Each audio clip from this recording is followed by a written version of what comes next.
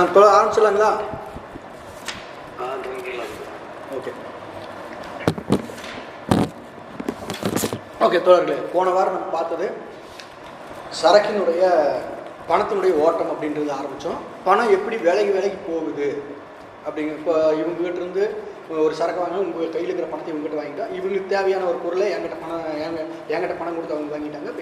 இப்போ நான் என்கிட்ட வாங்கும்போது இவர்கிட்ட இருக்கிற ஒரு பொருளை வாங்குறது என்கிட்ட வந்த பணத்தை இவருக்கு கொடுத்துட்டு, இப்போ பணம் அப்படியே விலைக்கு ஊராட்டு போகுது. இப்போ இதை பணத்தினுடைய ஓட்டம் அப்படின்னு. ஆனால் இதில் நம்மளுக்கு என்ன பிரம்மை ஏற்படுது அப்படின்னா, பணத்தினால கொடுத்தா தான் பொருள் வாங்க முடியும், பணத்தினால தான் இந்த சுற்றோட்டமே நடக்குது அப்படிங்கிற மாதிரியான ஒரு பிரம்மை ஏற்படுத்துது. முதலாளித்துவ பொருளாதாரவாதிகள் அப்படி தான் பார்க்குறாங்க. சுற்றோட்டத்தில் பணத்தினால தான் இந்த இதே நடக்குது அப்படின்னு. ஆனால் உண்மையாலுமே இங்கே என்ன நடக்குது அப்படின்னா, சரக்கு அந்த இடத்த விட்டு போய் வேற ஒரு சரக்கு அந்த இடத்துக்கு வருது. இப்போ இது சரக்கோட சுற்றோட்டம் தான். ஆனால் இது பணம் இடையில ஒரு ஊடகமாக தான் செயல்படுது அப்படிங்கிற பார்க்குறோம். இன்றைக்கி நம்ம வாசிக்கிறோம் என்னென்னா 3 ஃபேக்டர் இருக்குது. இந்த பணத்தினுடைய ஓட்டத்தில் 3 விஷயங்கள் இருக்குது. ஒன்று விலை, அது ஏற்ற இறக்கங்களை சந்திக்குது. ஏன்னா விலைன்றது கருத்தளவிலான பணம், அது ஏற்ற இறக்கங்களை சந்திக்குது. 2வது பணத்தோட ஓட்டம். 3வது சரக்கினுடைய அளவு, திரள்கள் குறையிறது அதிகமாகும். இப்போ இது 3மே மாறுச்சு அப்படின்னா சமூகத்தில் என்ன விளைவுகளை ஏற்படும்? இப்போ விலை மாறுது, ஆனால் அதே அளவு சரக்குகள் தான் இருக்குது அப்படின்னா அங்கே பணத்தினுடைய அளவு என்னவா மாறும்? அதிகரிக்குமா குறையுமா? அப்போ இதே நேரம் விலைகளில் எந்த விதமான மாற்றம் வரல, சரக்குகளுடைய அளவில் மாற்றம் வருது, இது குறையுது இல்லை அதிகமாகுது. அப்போ அந்த இடத்துல விலையினுடைய நிலவரமும் பணத்தினுடைய அளவும் அதிகமாகுமா கம்மியாகுமா? இப்போ 3வது ஃபேக்டர். இப்போ இது 2மே மாறல, சரக்கு விலைகளும் மாறல, அதே விலைகள் தான் விற்றுட்டு இருக்குது, சரக்கு அதே அளவு திரளில் தான் இருக்குது. ஆனால் பணத்தினுடைய அளவு சுற்றோட்டத்தில் கம்மியாகுது இல்லை அதிகமாகுது. அதனால் என்ன பிரச்சனை? இதுதான் 3 மெயினாக. இதே 3 தான் நம்ம இன்றைக்கி வாசிக்க போகிறத பார்க்கலாம். ஓகே, இது மனசில் வச்சுட்டு படிச்சிங்கன்னா படிக்க உங்களுக்கு இதாகிடும். ஆரம்பிச்சுங்க தோழர். பக்கம் 172.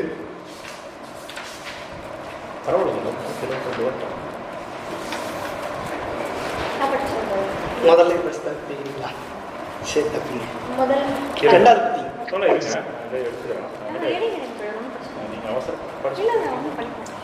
தோழர் 168 மணிக்கு 168 மணிக்கு 2வது அது மட்டும் அஷ்டபதி. இந்த அனுமானத்தின் படிக்கலாம் எடுத்துட்டீங்களா? படிக்கலாம் 168. இந்த அனுமானத்தின் பேரில் சுற்றோட்ட ஊடகத்தின் அளவு ஈடேற்றம் செய்ய வேண்டிய விலைகளின் மொத்த தொகையால் நிர்ணயிக்கப்படுகிறது. இப்போது மேலும் ஒவ்வொரு சரக்கின் விலையும் நிலையாய் குறிக்கப்பட்டதென்று கொள்வோமானால் விலைகளின் மொத்த தொகை சுற்றோட்டத்தில் உள்ள சரக்குகளின் திரளை பொறுத்தது என்பது தெளிவு. ஒரு குவார்ட்டர் கோதுமைக்கு 2 பவுண்ட் விலையானால் 100 குவார்ட்டருக்கு 200 பவுண்ட் விலையாகும், 200 குவார்ட்டருக்கு 400 பவுண்ட் விலையாகும். இவ்வாறே இன்னும் சொல்லலாம் என்பதை. ஆதலால் விற்கப்படும் போது கோதுமையுடன் இடம் மாறுகிற பணத்தின் அளவு அந்த கோதுமையின் அளவுக்கேற்ப அதிகரிக்க வேண்டும் என்பதை எளிதில் புரிந்து கொள்ளலாம். சரக்குகளின் திரள் மாறாதிருந்தால் சுற்றோட்டத்தில் ஓடுகிற பணத்தின் அளவு அந்த சரக்குகளின் விலைகளில் ஏற்படும் ஏற்ற இறக்கங்களுக்கேற்ப மாறுபடுகிறது. விலை மாற்றத்தின் விளைவாக விலைகளின் மொத்த தொகை அதிகரிக்கிறது அல்லது குறைகிறது என்பதால் இச்சரக்கு திரள் சரக்கு இல்லைங்க, இந்த பணத்தின் அளவு அப்படி படிங்க. தப்பா போட்டாங்க. பணத்தின் அளவு படிங்க. திருத்தி எழுதிக்கீங்க. பணத்தின் அளவு திருத்திக்கலாம். சரக்கின் திரள் இருக்குதுங்க, அது பணத்தின் அளவு என்பதால் பணத்தின் திரளா என்பதால் எத்தனை வரி உள்ளது? சரக்கு பணத்தின் அளவுன்னு போட்டு சரக்கின் திரள் இருக்குதுங்க, சரக்கு திரள் பணத்தின் அளவுன்னு போட்டு பணத்தின் அளவு.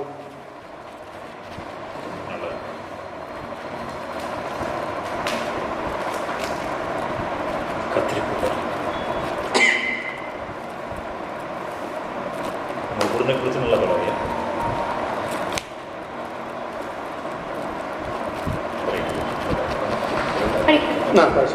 பணத்தின் அளவு அதிகரிக்கிறது அல்லது குறைகிறது.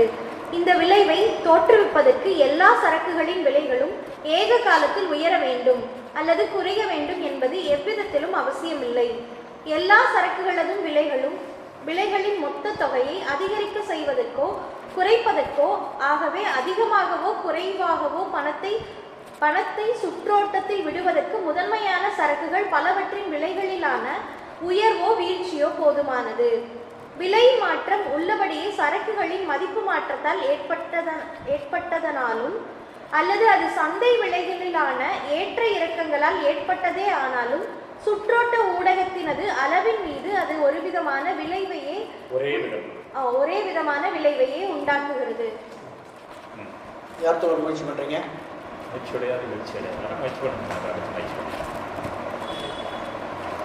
கணேஷ் தோழர், கல்கி தோழர்.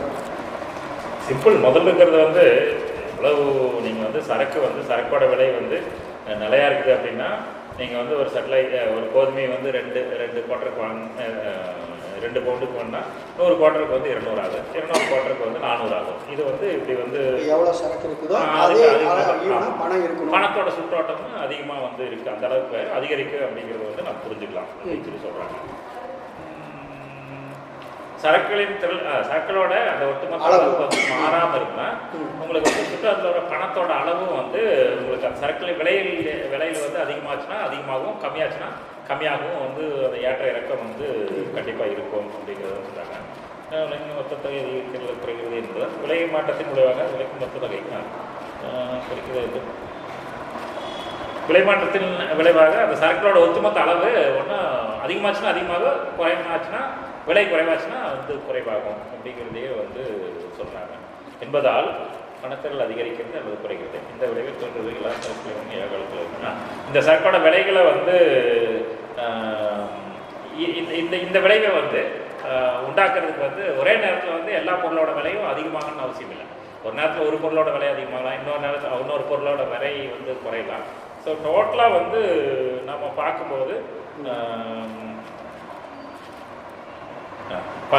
டோட்டலாக வந்து இதோட விளைவு ஒரு பொருளோட விலை இதில் வந்து விலையில் ஏற்றமோ இறக்கமோ போதுமானது. அவ்வளோதான் நான் புரிஞ்சிருக்கான்னு நினைக்கிறேன். அதுக்கு முன்னால் அதாவது விலை மாற்றம் உள்ளபடியே சரக்குகளை மதிப்பாற்றலே இருக்குது.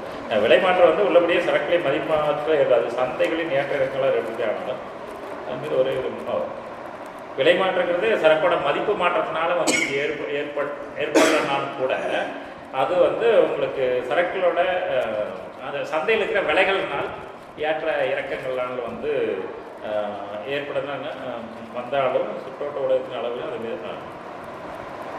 பணத்தோட இது வந்து ஒரே மாதிரி விளைவை தான் ஏற்படுத்துது அப்படிங்கிறத சொல்கிறாரு. இதை கன்சல்டேட் பண்ணுறதுக்கு என்னால் முடியல. யாரை சொல்கிறீங்கன்னா நீங்கள் யாராவது வேறு சொல்கிறீங்க? கார்கி சொல்லுவார். நான் வந்து வடை சாப்பிடாமல் வச்சு முதல் பற்றி அது கொஞ்சம் ஈஸி தான், புரிஞ்சுக்கல. இது ஈஸி தான், ஈஸி தான். ஆர்டரில் சொல்ல ரெண்டாவதாக சொன்னால் ஆர்டராக சொன்னால் 3 ஃபேக்டர் சொல்கிறாரு. 3 விஷயத்தை எடுத்து பேசுகிறேன். சொல்லிட்டு சரக்கோட திரள் மாறல, அதாவது ஒட்டுமொத்தமாக சரக்குகளோட இது மாறல, ஆனால் சுற்றோட்டத்தில் ஓடிட்டு இருக்கிற அந்த பணத்தோட அளவு, அந்த சரக்குகளோட விலையை என்னன்னா சரக்கு ஒட்டுமொத்த திரளை வச்சு தானே விலையை நீங்கள் தீர்மானிக்கிறாங்க.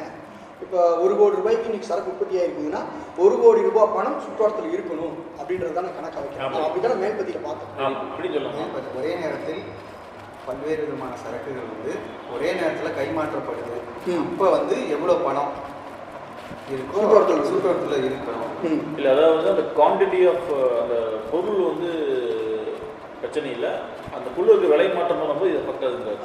இப்போ அந்த என்னன்னா அந்த பொருளோட ஒட்டுமொத்த அளவு இருக்குல்ல, அது 1 டன்னாக இருக்கலாம், 5 டன்னாக இருக்கலாம், 3 டன்னாக இருக்கலாம்.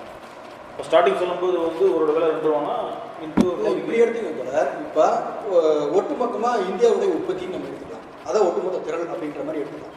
இந்தியாவோட மொத்த உற்பத்தி இன்னைக்கு ஒரு நாள் டேர்ன் ஓவர், இந்தியாவோட வர்த்தகம் நடந்தது அப்படின்னு எடுத்துக்கிறோம். அதில் இன்னைக்கு வந்து 100 கோடி ரூபாய்க்கு இன்னைக்கு ஒரு நாளில் வியாபாரம் ஆகுது அப்படின்னா எடுத்துக்கலாம். இப்போ வியாபாரமாக்கான 100 கோடி ரூபாய் பொருள் உற்பத்தி ஆகிடுச்சு. இப்போ இவங்க சொன்ன பிரகாரம் பார்த்தோம் அப்படின்னா 100 கோடி ரூபாய் பணம் இருக்கும், இருந்தால் தான் 100 கோடி ரூபாய் பணத்தை கொடுத்து 100 கோடி ரூபாய் பொருளை வாங்க முடியும். அதான கணக்கு, அதான போன பற்றியில் நம்ம பார்த்தோம். இப்போ என்ன ஆகுது, விலைகளில் மாற்றம் வருது, ஏற்ற இறக்கங்கள் இருக்குது. அப்படி இருக்கும்போது என்ன ஆகும், ஒரு குறிப்பிட்ட ஒரு பொருள் வந்து அதிகமான விலையும், இன்னும் குறிப்பிட்ட சில பொருட்கள் வந்து குறைவான விலையும் இருக்கு. சந்தையில் அப்படி தான் வரும். 100 கோடி ரூபாய் பொருள். அப்போ அந்த 100 கோடி ரூபாய் அப்படின்றது சுற்றுல இருக்குமா அப்படின்னு பார்த்தோம்னா அந்த 100 கோடி ரூபாவுடைய அளவு அங்கே குறைவாகலாம். 100 கோடி ரூபாயே இருக்கணுங்கிற அவசியம் இல்லை. இது ஒன்று. ஓகே, 100 கோடி ரூபாய்க்கு பொருள் இருக்கு. ஆனால் 100 கோடி ரூபாய் பொருள் ப்ராடக்ட் ஆகும்போது அதோட விலை ஒரு மாதிரி இருக்கும். சுற்றுக்கு போகும்போது விலை கம்மியாக இருக்கலாம், அதிகமாக இருக்கலாம். கம்மியாகலாம், அதிகமாகலாம். ஆனால் கம்மியாக அப்படி இருக்கும்போது அதுக்கு தகுந்த மாதிரி அதிகமாக பணத்தோட சுற்றோட்டம் கம்மியும் அதிகமாகும். அதுவும் அதிகமாகணும். அதிகமாச்சு விலை அதிகமாச்சுன்னா அதிகமாக பணம் தேவைப்படும், விலை கம்மியாச்சுன்னா கம்மியான பணம் தேவைப்படும். அப்போ இது நடக்கும் இல்லை அப்படின்றாரு. அவங்க சொன்ன காலத்தை எடுத்து வைக்கிறாரு. அப்போ இந்த விலையில ஏற்படுற மாற்றத்துக்கு ஏற்ப இந்த விலைகள் வந்து மொத்த தொகை அதிகரிக்குது இல்லை குறையுது அப்படிங்காட்டி பணத்தோட அளவும் அதிகரிக்குது இல்லை குறையுது அப்படிங்கிற விஷயத்தை பார்க்குறோம்.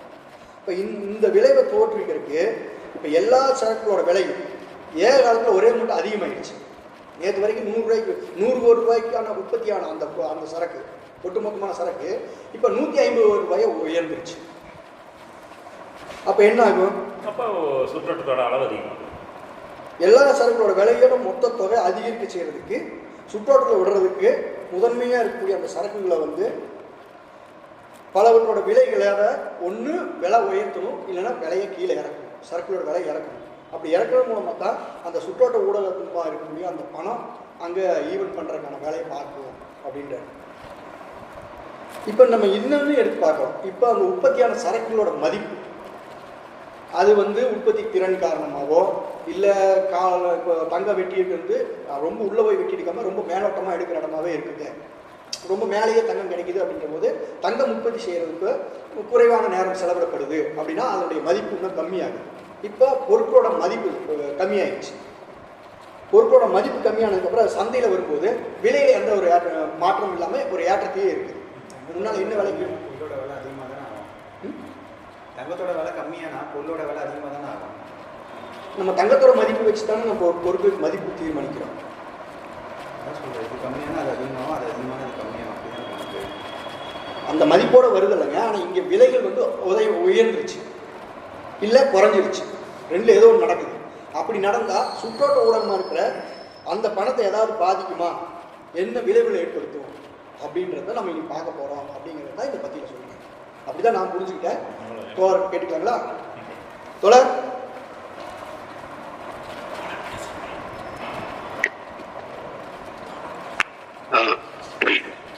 வணக்கம் தோழர்களே. தோழர் சதாசிவம் சொன்ன மாதிரி இந்த சுற்றோட்ட ஊடகம் என்று சொல்லக்கூடிய அந்த பணம் என்று நம்ம சொல்றோம். இந்த சுற்றோட்ட ஊடகத்தின் அளவில் தாக்கம் ஏற்படுத்தக்கூடிய காரணிகள் என்ன அப்படின்றதான் இப்ப நம்ம பார்த்துக்கிட்டு இருக்கோம்.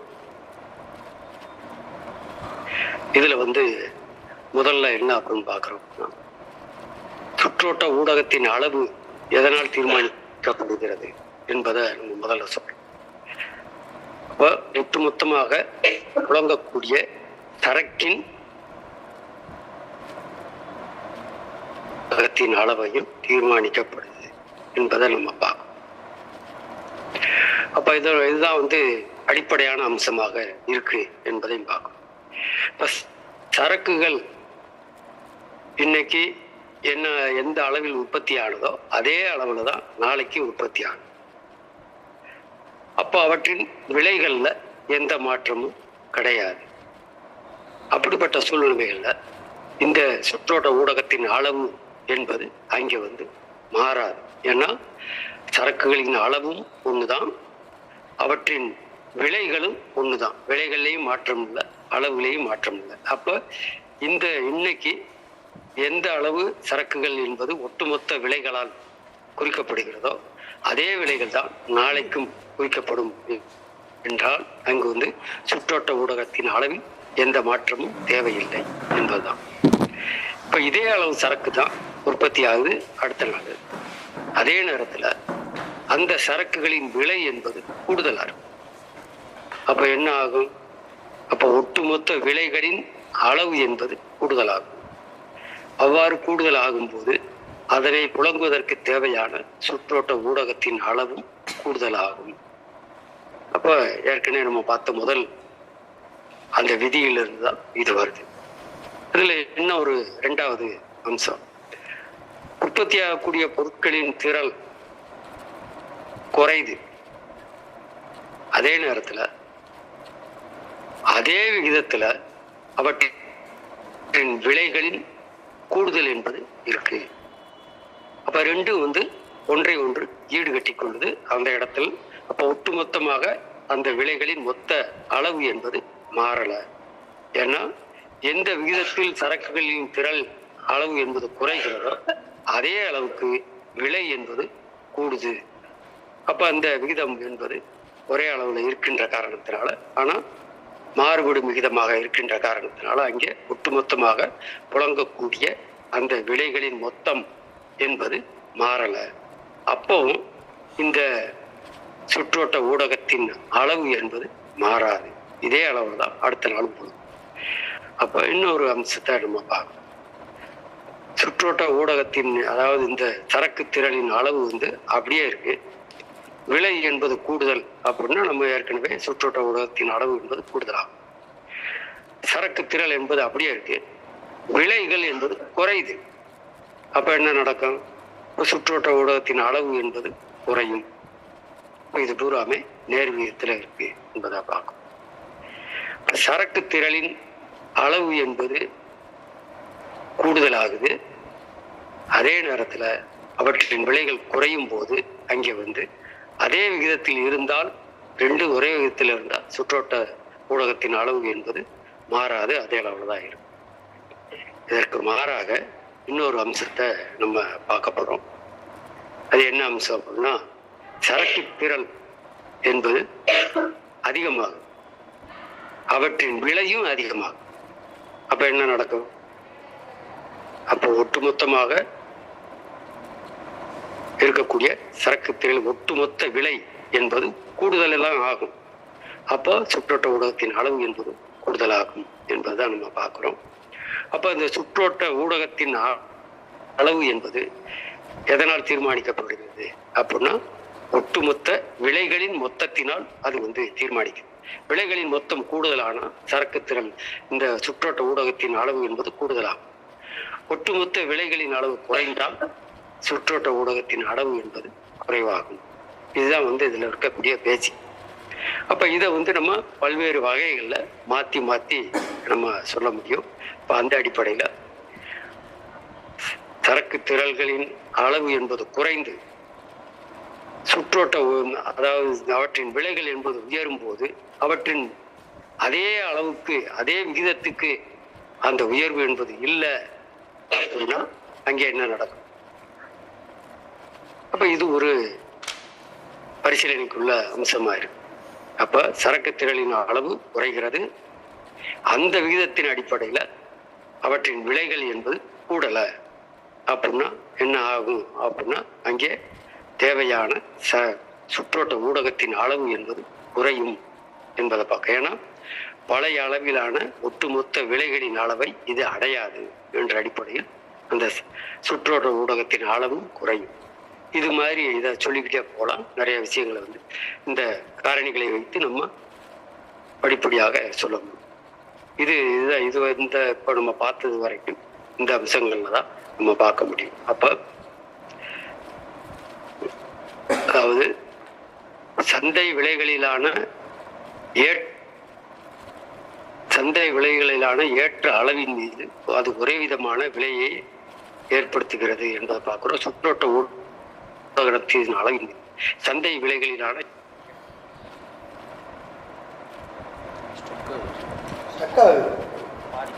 ஏற்படுத்துகிறது என்பதை பார்க்கிறோம். அது நேர் விகிதத்தில் இருக்கா அல்லது எதிர் விகிதத்தில் இருக்கா என்பது அந்த நிலைமைகளை பொறுத்ததுதான் என்பதை பார்க்கலாம். நம்ம அடுத்து வரக்கூடிய காரணிகள் பற்றி நம்ம மேலும் பார்க்கலாம். அதுதான் அந்த வரைக்கும் சொல்ல வேண்டும். நன்றி. நன்றிங்க தோழர். தோழருக்கு யாருக்கா கேள்விகள் கருத்துக்கள் இருக்குங்களா? சரி, ஓகே. ஒன்றில் தோழர் குறிப்பாக நம்ம புரிஞ்சுக்கணும்னா, இப்போ நடைமுறையில் நம்ம பேசுறது ஒன்று பணப்புழக்கம் குறையுதுன்றாங்க, விலைவாசி ஏறுதுன்றாங்க, பணம் வீக்கங்கிறாங்க.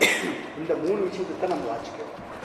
பண வாட்டம் அப்படிங்கிறது பணம் சுற்றோட்டத்தில் குறைவாக இருந்தால் சாதாரணமாக படிப்போம்ல, விலைவாசி ஏறிடுச்சு அப்படின்னு, இல்லை பொருள் தேங்கிடுச்சு, பொருளெல்லாம் நிறையா தேங்கிடுச்சு, இல்லை பணம் வீக்கமாயிருச்சு, இந்த மாதிரி சொல்கிறாங்களா, அதையே தான் நமக்கு கொஞ்சம் விரிவாக வாசிக்க போகிறோம். சொன்னதை வந்து இந்த ஒரு பத்தியில் சொன்னதை இன்னும் தெளிவாக விரிவாக சொல்கிறார். ஒவ்வொன்றா சொல்லி விலைக்கு கூட்டிகிட்டு போவார். எஸ், இனி அதை ஒவ்வொன்றா சொல்லுவார். படிங்க, அடுத்த பற்றி படிங்க போல. கீழ்கண்ட பட்டங்களா?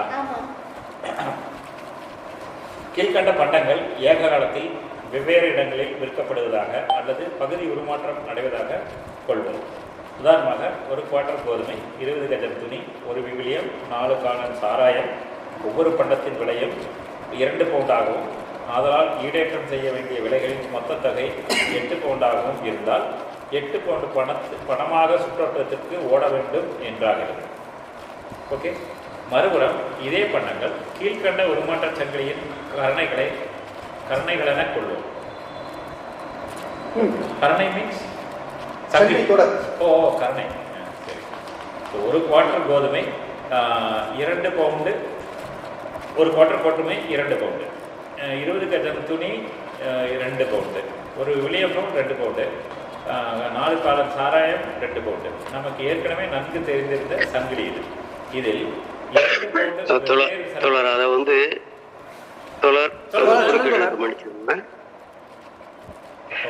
அந்த ஒரு குவார்ட்டர் கோதுமை அப்படின்றது வந்து சி. அடுத்து பணம், அதை 2 பவுண்டுன்றத மனம் எம். அடுத்து வரக்கூடிய சரக்கு என்பது C2M2C. அப்படி அந்த மாதிரி துணியில அதை வாசிக்கணும். இல்லைன்னா தனித்தனி M2C ஹைஃபன் மாதிரி போட்டா நம்ம வந்து அப்படி படிக்கிறீங்க, அப்படி படிக்கணும். இப்போ நீங்க சொன்னீங்கல்ல, இப்போ வருது. ஹைஃபன் இருக்கு. ஒரு குவார்ட்டர் கோதுமை to 2 pound, 2 pound, 2 pound to hyphen நான் பார்க்க வேண்டியது.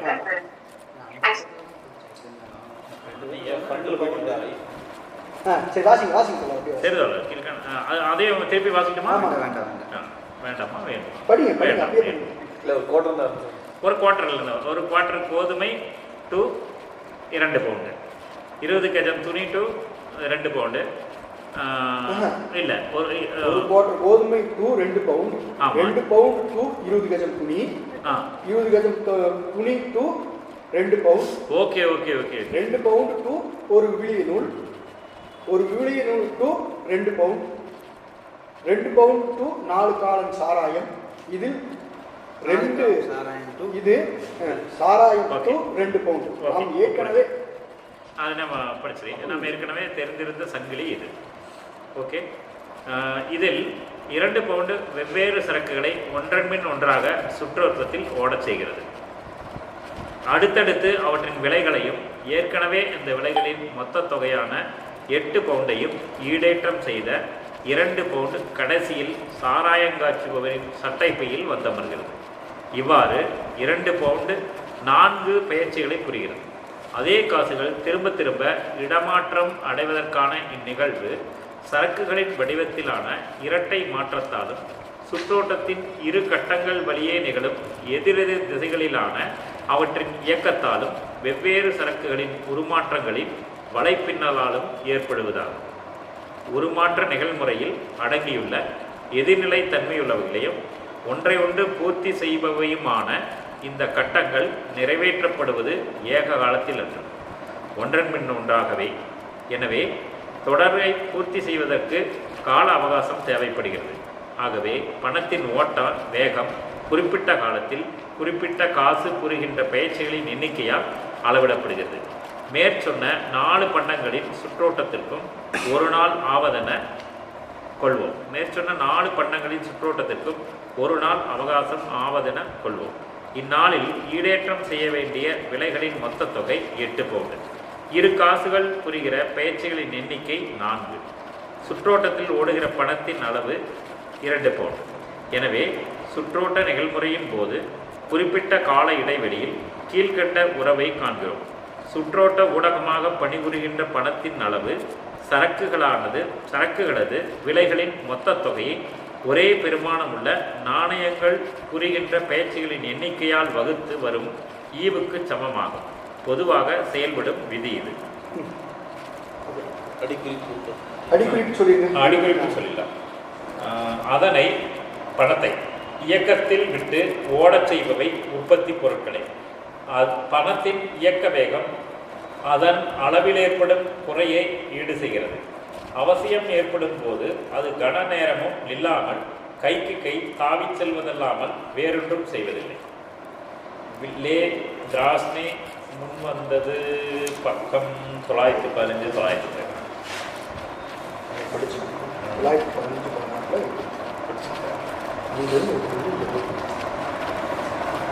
14 டேனிஷ் தோழர் விஷயம் அப்படிங்களா? அதாவது ஒரே நேரத்தில் இதில் சொல்லப்படக்கூடிய அதாவது ஒரு கோற்று கோதுமை, ஒரு கஜம் துணி, ஒரு விவிலியம், 4 காளான் சாராயம், இது வந்து கைமாற்றப்படும். இதில் என்ன சொல்கிறாங்க அப்படின்னா, இப்போ என் கையில் 2 ரூபா தான் இருக்குது. அந்த 2 ரூபா வந்து நான் வந்து இவர்கிட்ட ஒரு கோற்று கோதுமையை வாங்கிடுறேன். இந்த ஒரு கோற்று கோதுமையை இவருக்கு 2 ரூபா போனது, இந்த 2 ரூபா இங்கே கொடுத்து அவர் வந்து 4 காளான் சாராயம் வாங்குறாரு. அங்கேருந்து 2 ரூபா இவங்க இங்கே கொடுத்து 20 கஜம் துணி வாங்கிடுறாங்க. அந்த 2 ரூபாவை இவர் வந்து விவிலிய புக்கு வந்து வாங்கிடுறாரு. அப்போ இருக்கிறது என்னவோ 2 பவுண்டு தான். ஆனால் வந்து 4 இடங்களுக்கு கைமாற்றப்படுது. 4 வெவ்வேறு வடிவங்களுடைய சரக்கு வந்து கைமாற்றப்படுது. அப்போது இதை எப்படி நம்ம கணக்கு வச்சுக்கலாம்னா, இந்த சுற்றோட்டத்தில் ஈடுபட்ட சரக்குகளோட விலை 8 பவுண்டு. அந்த சுற்ற டிவைடட் பை எத்தனை சரக்குகள் கைமாற்றப்பட்டிருக்கு, 4 மாதிரி கைமாற்றம். அப்போ நான் அதோட டிவைடட் பண்ணால் எந்த அந்த ஈவு பகுதி வந்து என்னவாக இருக்குன்னா அந்த சுற்றோட்டத்தில் பயன்படுத்தப்பட்ட பணத்தோட அளவாக இருக்கும். அப்போ வந்து 2 பவுண்டு 8 4 டிவைட் பண்ணால் 2 இப்படி இருக்கும் அப்படின்னு சொல்கிறேன். வேறு யாராவது சொல்றீங்களா? வேறு யாராவது முயற்சி பண்ணுறீங்களா? இதுக்கான கால அளவு வந்து ஒரே டைம் நடக்கணும்னு இல்லை, அது ஒரு நாள் டைம் எடுத்துக்கலாம். ஒரு நாள் நடக்கிறதா இதில் எடுத்துக்கிறோம். இல்லை நான் சொல்கிறேன், அடுத்த பேக்கில் நம்ம மீட்டர் வெட்டி அடுத்த வட்டி கொடுத்துருக்கோம். வேறு முயற்சி பண்ணுறீங்களா? வேறு யாராவது? இல்லை சரி, ஓகே. இப்போ தோழர் சொன்னால் தான் அதை புதுசாக சொல்கிறதுக்கு இல்லை, ஆனால் ஒட்டு மொத்தமாக பார்க்குறோம். இப்போ மொத்தமாக 4 சரக்கு வந்து சுற்றோட்டத்தில் வந்துருச்சு. இப்போ ஒவ்வொரு சரக்கு 2 பவுண்டுன்னு விலை வச்சுட்டோம். விலை வச்சா இப்போ 4 சரக்குக்கு மொத்தமாக எவ்வளோ தேவைப்படுது? இது சுற்றோட்டத்தில் போயிட்டு வரணும்னா 8 பவுண்டு தேவைப்படுது.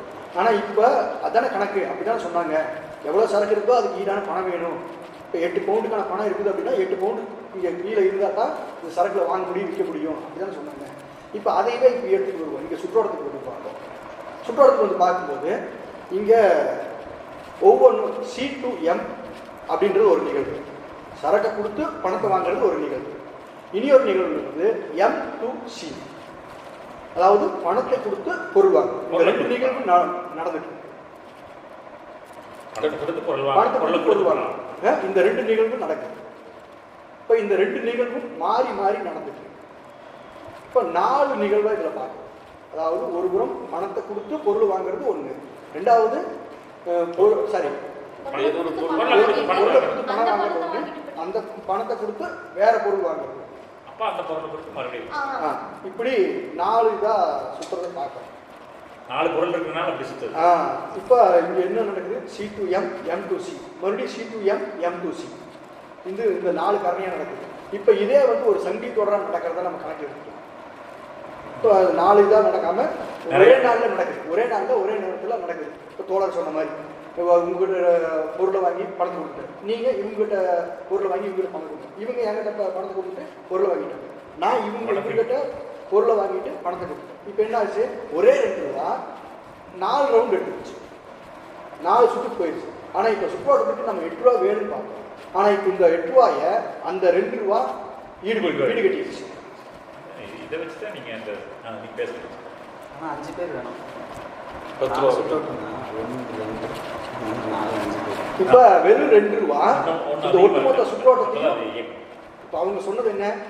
8 ரூபா பொருள் உற்பத்தி ஆகிருக்குது, 8 ரூபா சுற்றுக்கு வேணும்னு சொன்னாங்க. ஆனால் இங்கே நடந்தது என்ன? வெறும் 2 ரூபா 8 ரூபா ஈடு கட்டிடுச்சு. அதை தான் இங்கே சொல்கிறேன். இதுதான் செல்ஃப் ஹெல்ப் குரூப்போட மந்திரம் தான். இல்லை, இது வந்து ஒரு 5000 ரூபா வச்சு தமிழில் எப்படி சொல்லுவாங்கன்னா ஈடுகட்டி பெயரச்சம்னு சொல்லுவாங்க. ஈடுகட்டி பெயரச்சம் சொல்லுவாங்க. இது பெயரச்சத்துக்கு ஈடுகட்ட எதிர்மறை பெயர் எதிர்பாராது இது வந்து செல்ஃப் ஹெல்ப் குரூப்ல அந்த மாதிரி பண்ணுவாங்க. சக்கிலி போட்டு செல்ஃப் ஹெல்ப் குரூப்ல இது வந்து நீங்கள் அந்த சுயதொழில் தான் சொல்லுவாங்க. அதில் வந்து அவங்களை புரிய வைக்கிறதுக்காக உங்களுக்கு வந்து ஒரு இந்த 10 குடும்பம் இருக்குது. 10 குடும்பத்துக்கு ஒரு வருஷத்துக்கு வந்து உங்களுக்கு வந்து ஒரு 1 லட்ச ரூபா வேணும். 10 குடும்பத்துக்கு 50,000 போடுங்க. 50,000 இப்போ வந்து ஆனால் உங்கள்கிட்ட வந்து ஒரு 5,000 ரூபா இருந்தால் போதும். 5,000 ரூபா இருந்தால் போதும். 5,000 ரூபா உங்களுக்கு ஒரு மாதம் டைம். ஒரு மாதத்தில் 5,000 ரூபா நீங்கள் வாங்குறீங்க. அந்த 5,000 ரூபாய் திருப்பி கட்டிடுறீங்க. இப்போ வந்து ஒரு 5,000 ரூபா வச்சு திருப்பி நான் வந்து திருப்பி கொடுத்துட்றேன். அந்த 5,000 ரூபா திருப்பி இவங்களுக்கு தரேன். ஸோ அவங்களும் ஒரு மாதம் திருப்பிப்பாங்க. பிப்ரவரி திருப்பி கொடுத்தாங்க. மார்ச் மாதம் 5,000 ரூபா உங்களுக்கு போயிடும். அப்புறம் நீங்கள் அதை வந்து திருப்பி கொடுத்துருங்க. மார்ச் எண்டில் அது வந்து ஏப்ரலில் அங்கே போயிடும். என்ன வேண்டிட்டு ஸோ இப்படி சுற்றி வரும்போது அந்த 5,000 இருக்குன்னா போது ஒரு வருஷத்துக்கு வந்து அந்த 10 ஃபேமிலியோட 50,000 ரூபாய் நம்ம சமாளிச்சிட முடியும் அப்படின்னு சொல்லுவார். அது வந்து ஆக்சுவலாக இங்கிருந்து தான் எடுத்திருக்காங்கன்னு எனக்கு தான் தெரியும். ஓகேங்களா? வேற ஏதாவது கேள்விகள் கற்றுக்கிட்டீங்களா? தோட்டு போயிடலாங்களா? போல ஓகே தோழர்களே, நம்ம கூலி விலை லாபம் உள்ளே இந்த விஷயத்தை படிச்சுட்டு இருக்கோம்னு நினைக்கிறேன். இங்கே 2 அம்சங்களை தோழர் இந்த 2 விதமான பரிமாற்ற முறைகளை தோழர் இங்கே சுட்டி காட்டுறார். ஒரு பரிமாற்ற முறை என்பது 4 பண்டங்கள் இருக்கு. கட்டாயமாக உற்பத்தி அளவுக்கும் பரிமாற்றத்தில் இருக்கக்கூடிய விஷயங்களுக்கும் உறவு இருந்தாலும் அங்கே வந்து அதே அளவு பரிமாற்றப்படுகிறது அப்படின்னு நம்ம அனுமானிக்க முடியாது. இப்போ நம்ம பரிமாற்றத்துக்கு வந்திருக்கக்கூடிய பண்டங்களை தான் இப்போ பார்த்துட்டு இருக்கோம். அப்போ ஒரு 4 பண்டங்கள் என்னென்ன பண்டம்னா கோதுமை, துணி, விவிலிய நூல், சாராயம். இது 4 பண்டங்களும் அட் அ டைம்ல அங்கே வந்து பரிவர்த்தனைக்கு வருது. இப்போ அட் அ டைம்ல பரிவர்த்தனை அங்க 4 பேர் வாங்குறோம். அப்ப அந்த இடத்துல என்ன நடக்கும்? ஒவ்வொன்றுமே 2 பவுண்டு விலை கொண்டதுதான். அப்ப அந்த இடத்துல 4 பரிமாற்றங்களும் தனித்தனியாக நடக்கும்போது எவ்வளவு தேவை? இப்ப 4 பண்டங்களுடைய மொத்த விலை என்ன? 8. அப்ப அதுக்கு தேவையான சுற்றோட்ட ஊடகம் எவ்வளவு தேவை அப்படின்னா 4 பண்டங்களை தனித்தனியா வாங்கும்போது 4 பேர் தனித்தனியா வாங்குறாங்க. அப்ப வந்து ஆளுக்கு 2 பவுண்டு வந்து வச்சிருக்கணும்.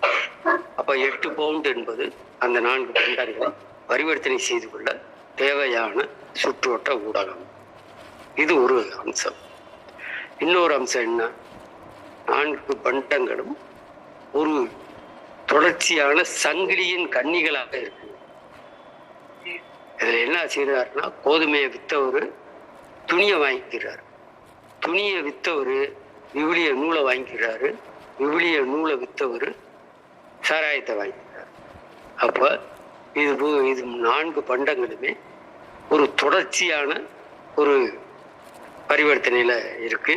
அப்ப இது ஒரு ஒட்டுமொத்த பரிவர்த்தனைகளின் ஒரு கன்னியாக ஒன்று ஒவ்வொரு பண்டமும் அந்த இடத்துல இருக்கு என்பதை பார்க்கணும். அப்ப இந்த தொடர்ச்சியான கன்னி என்பது இருக்கும்போது அங்கே சுற்றோட்ட ஊடகத்தின் அளவு என்னவாக இருக்கணும் அப்படின்றத அப்ப நம்ம கேள்வி. அப்போ ஒவ்வொரு பண்டத்தின் விலையும் 2 பவுண்டு தான். அப்ப 4 பண்டங்களின் மொத்த விலையும் 8 பவுண்டு தான். ஆனா அந்த இடத்துல 8 பவுண்டு என்ற சுற்றோட்ட ஊடகம் தேவையில்லை. அப்ப அங்கே எத்தனை பரிவர்த்தனை நடக்குது? 4 பரிவர்த்தனை. ஒரு பண்டத்தின் விலை என்ன? 2 பவுண்டு. அப்போ ஒட்டுமொத்தமாக தேவைப்படக்கூடியது 8 பவுண்டா இருக்கு. ஆனா தொடர்ச்சியாக 1லிருந்து 1 இப்படி மாறி மாறி தொடர்ச்சியான பரிமாற்ற கன்னிகளாக இருக்கின்ற காரணத்தினால அங்கே 2 பவுண்ட் என்ற ஒரு சுற்றோட்ட ஊடகம் என்பது இருந்தால் போதும். அப்ப 2 பவுண்டு மதிப்புள்ள ஒரு சுற்றோட்ட ஊடகத்தின் அளவு என்பது இங்கே 4 பரிவர்த்தனைகளை நடத்துவதால் அது வந்து 8 பவுண்ட் விலையுள்ள பொருட்களை பரிவர்த்தனை செய்து கொள்கிறது. அப்ப 8 பவுண்ட் மதிப்புள்ள பரிவர்த்தனையை அந்த 2 பவுண்ட் மதிப்புள்ள ஒரு நாணயம் செய்து முடிக்கிறது என்பதைத்தான் நம்ம பார்க்கணும். அப்ப இங்க என்ன நிலைமை அப்படின்னா ஒட்டுமொத்த விலைகளின் மொத்த அளவு எத்தனை முறை பரிவர்த்தனை ஆகிறது என்ற எண்ணிக்கை. அப்ப ஒட்டுமொத்த அளவை இந்த எண்ணிக்கையால் வகுத்தோம்னா தேவையான சுற்றோட்ட ஊடகத்தின் அளவு என்ன என்பது தெரிய வரும். அப்ப அதே நேரத்துல சுற்றோட்ட ஊடகத்தின் குறைந்தபட்ச அளவு என்ன அப்படின்ற நம்ம வச்சுக்கிட்டோம் அப்படின்னா 2 பவுண்ட் வச்சுக்கிட்டோம் அப்படின்னா அது எத்தனை முறை பரிவர்த்தனை ஆகணும், எத்தனை முறை பரிவர்த்தனை ஆகுது என்ற அடிப்படையில் 2ஐயும் 4ஐயும் பெருக்கணும்னா அது ஒட்டுமொத்தமாக புழங்கிய அல்லது பரிவர்த்தனை செய்த அந்த விலைகளின் மொத்தத்தை அது சொல்லும்.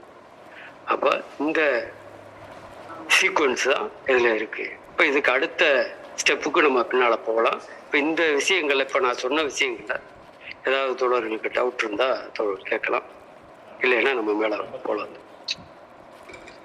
கேள்விகள் கருத்துக்கள் எது இல்லைங்க? சரி, அடுத்து வாசிங்க. அடுத்து இது அடுத்தது பேங்க் ஒரு என்ன பண்ணுது, இந்த விஷயத்துல பேங்க் என்ன பண்ணுது அப்படின்றத சொல்ல போறாங்க. சொல்லுங்க, வாசிங்க. ஒருபுறம் குறிப்பிட்ட காலத்தில் குறிப்பிட்ட நாட்டில் சரக்குகளின் மொத்த சுற்றோட்டம் என்பது ஒவ்வொரு நாணயமும் தன்னிடத்தை ஒரே ஒரு முறை மாற்றிக்கொள்கிற அல்லது ஒரே ஒரு பெயர்ச்சியை புரிகிற, ஒரே நேரத்தில் வாங்கலாகவும் விற்றலாகவும் இருக்கிற எண்ணற்ற தனித்த ஏககாலத்திய பகுதி உருமாற்றங்களால் ஆனது. மறுபுறம் அது பகுதி கரங்கோத்து இணையாகவும் பகுதி ஒன்றோடு ஒன்று பிணைந்து கலந்தும் நடைபெறுகிற உருமாற்றங்களின் எண்ணற்ற தனித்தனியான தொடர்களால் ஆனது. இத்தொடர் ஒவ்வொன்றிலும் ஒவ்வொரு நாணயமும் சூழ்நிலைகளுக்கு ஏற்ப பெரிய அல்லது சிறிய எண்ணிக்கையிலான பெயர்ச்சிகளை புரிகிறது.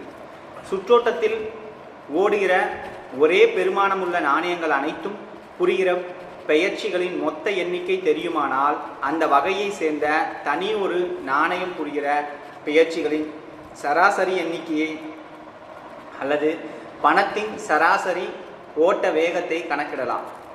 ஒவ்வொரு நாளின் தொடக்கத்திலும் சுற்றோட்டத்தில் விடப்படும் பணத்தின் அளவு சுற்றோட்டத்தில்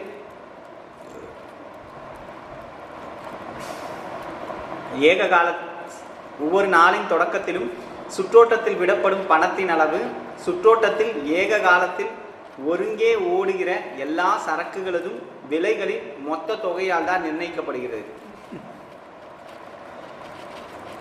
கொஞ்சம்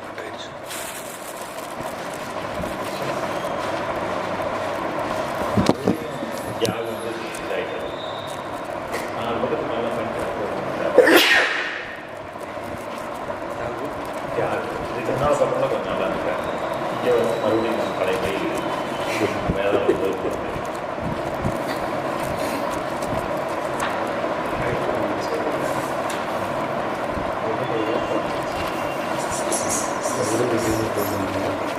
இல்லை, அவர் வந்து இப்போ ஒவ்வொரு வரிக்கும் ஒரு ஏப்பம் இருக்கு. வரிகளை ஏப்பமிடும் தியாகம். புத்தகத்தை சாப்பிட்டு வரிகளை ஏப்பம். வரிகளில் ஏப்பம் வருவது இயல்பு. கேட்குறீங்களா தோழர்?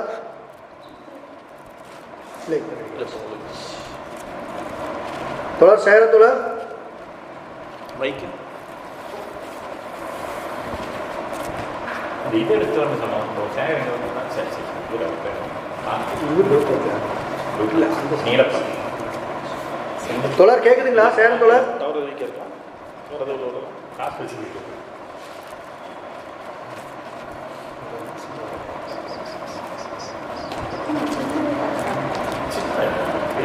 தோழர் சேர தோழர்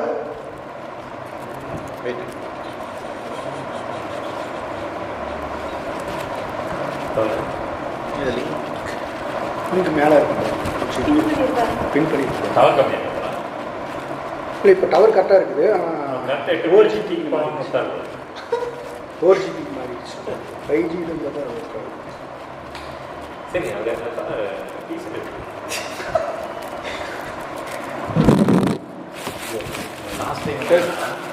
கேட்குதான்னு கேளுங்க. கேட்குது. தோழர் இப்போ கேட்குதா? கேட்டு நான் படிச்சுட்டு தோழர் பேசினாரு படிச்சுட்டு தோழர் நீங்கள் பேசுறது எங்களுக்கு கேட்குது, நாங்கள் பேசுறது கேட்குதுங்களா? எந்த பகுதி வேணும்னு சொல்லி இருக்கு, நான் இல்லை, இந்த room நான் வெளியே வரேன். அவருக்கு டவர் இல்லையா? இல்லை இப்போதான் மீட் பண்ணிருக்கு. ஆ, தோழர் ஆமாம் தோழர். நீங்கள் அன்மியூட் பண்ணுங்க. ஆ தோழர், நாங்கள் பேசுறது கேட்குதுங்களா இப்போ? ஓகே ஓகே, ஃபஸ்ட்லேருந்தே வாய்ச்சிருங்க அதை பற்றி. கிளிச் ஆகுது. இல்லை டவர் ப்ராப்ளம் தான், வேற ஒன்றும் இல்லை. அடுத்த பக்கமா இதுக்கு முன்னாடி இப்போ வச்சுருங்க. ஒரு குறிப்பிட்ட காலத்தில் ஒரு புறம் ஒரு புறம் கேட்குதா தோழர்? மைக் டெஸ்டிங் வந்து நீங்கள் இணைய சேரன் தோழர்? கேட்கும் ஆ. கேட்கும் சொல்லுங்க, கேட்கும் சொல்லுங்க, வாசி. ஒரு புறம் குறிப்பிட்ட காலத்தில் குறிப்பிட்ட நாட்டில் சரக்குகளின் மொத்த சுற்றோட்டம் என்பது ஒவ்வொரு நாணயமும் தன்னிடத்தை ஒரே ஒரு முறை மாற்றிக்கொள்கிற அல்லது ஒரே ஒரு பெயர்ச்சியை புரிகிற, ஒரே நேரத்தில் வாங்கலாகவும் விற்றலாகவும் இருக்கிற எண்ணற்ற தனித்த ஏககாலத்திய பகுதி உருமாற்றங்களால் ஆனது.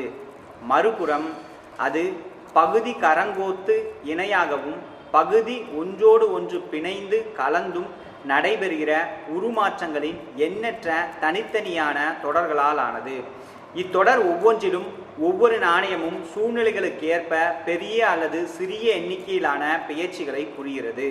சுற்றோட்டத்தில் ஓடுகிற ஒரே பெருமானமுள்ள நாணயங்கள் அனைத்தும் புரிகிற பெயர்ச்சிகளின் மொத்த எண்ணிக்கை தெரியுமானால் அந்த வகையை சேர்ந்த தனி ஒரு நாணயம் புரிகிற பெயர்ச்சிகளின் சராசரி எண்ணிக்கையை அல்லது பணத்தின் சராசரி ஓட்ட வேகத்தை கணக்கிடலாம்.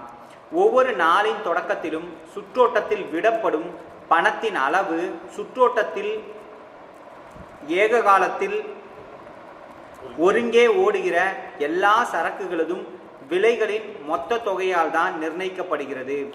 ஆனால் நாணயங்கள் சுற்றோட்டத்தில் இறங்கியதுமே ஒன்றுக்கொன்று ஈடு செய்து கொள்ள வேண்டியிருப்பதை சொல்லலாம். வேண்டியிருப்பதாக சொல்லலாம்.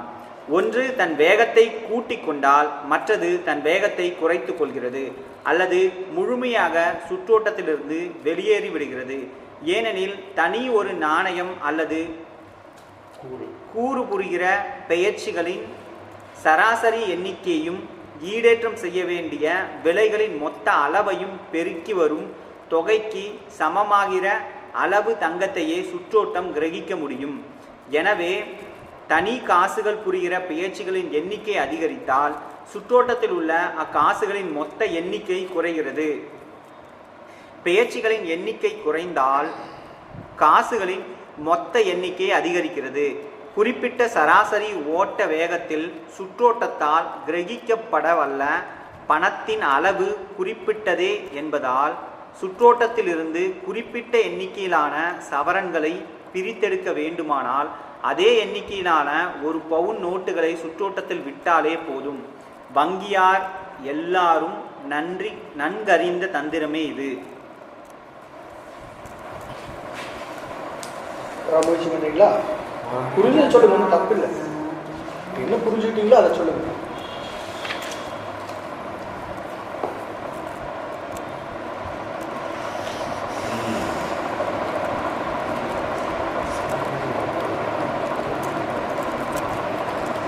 பெயர்ச்சிகளின் எண்ணிக்கை குறைந்தால் சுற்றோட்டத்தில் நம்ம போன பத்தியில் படிச்சுருந்தோம். ஒரே காசு போகுது அப்படின்னு அதையே என்ன பண்றாரு, அது ஒன்று சொல்றாரு. இது வந்து சரக்குகளோட சுற்றோட்டம் இருக்கு இல்லையா? இல்லை தோழர், இல்லை சரக்கு நம்ம இப்போ படிக்கிற பணத்தோட ஓட்டத்தை நம்ம படிச்சுட்டு இருக்கோம். சரக்கோட சுற்றோட்டத்தை நம்ம படிக்கல, பணத்தோட ஓட்டத்தை நம்ம படிக்கிறோம். நீங்க பேசுங்க.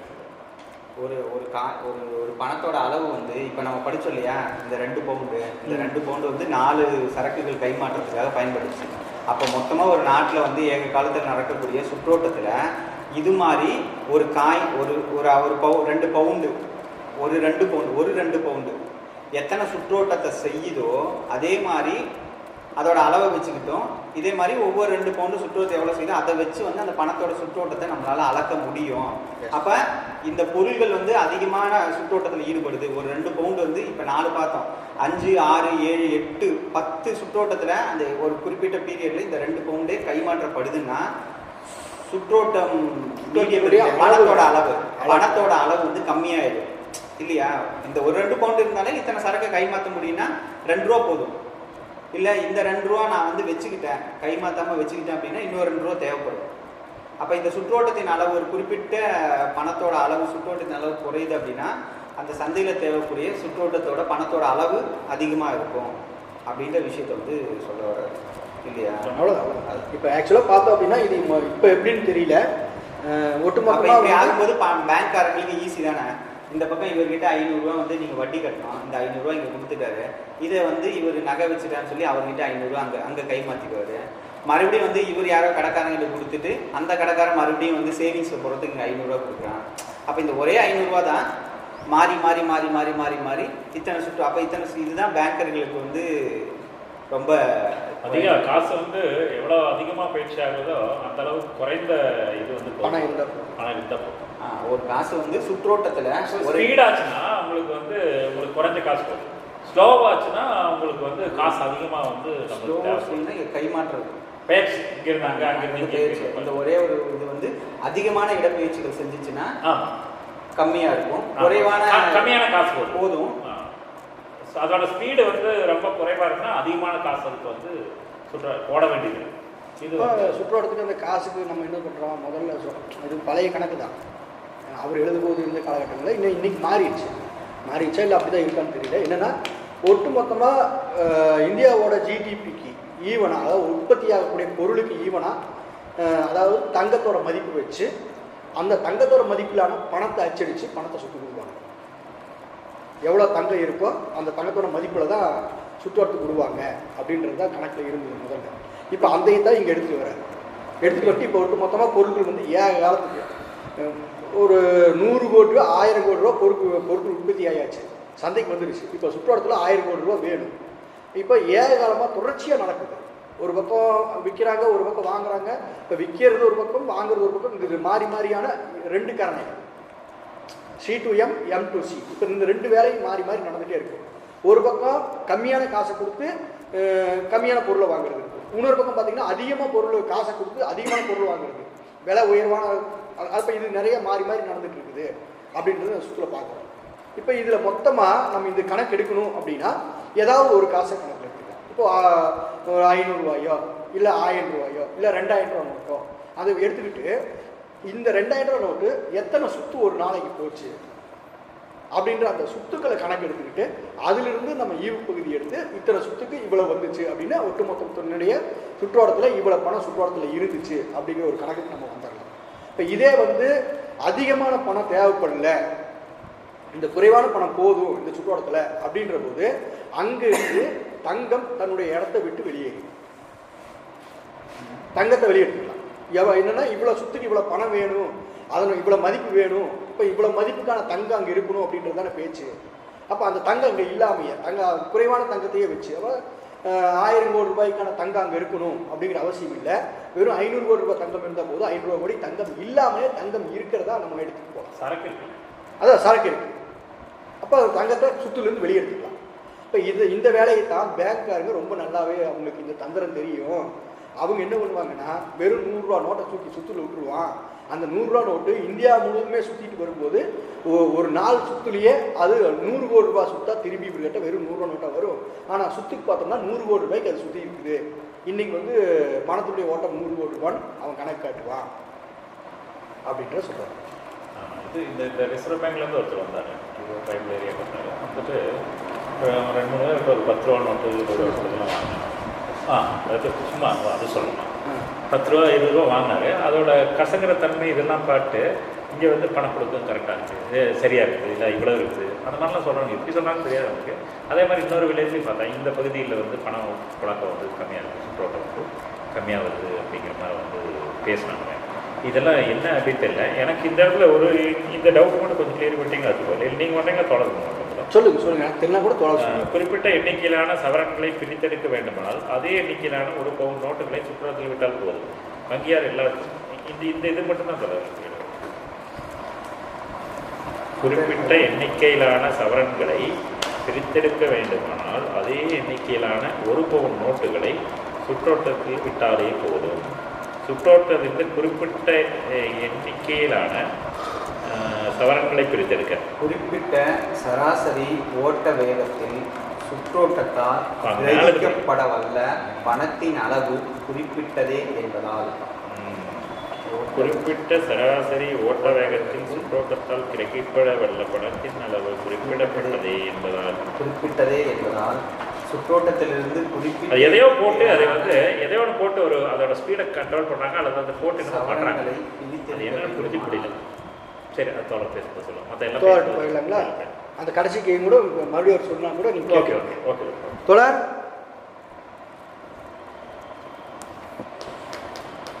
ஓகே தோழர்களே,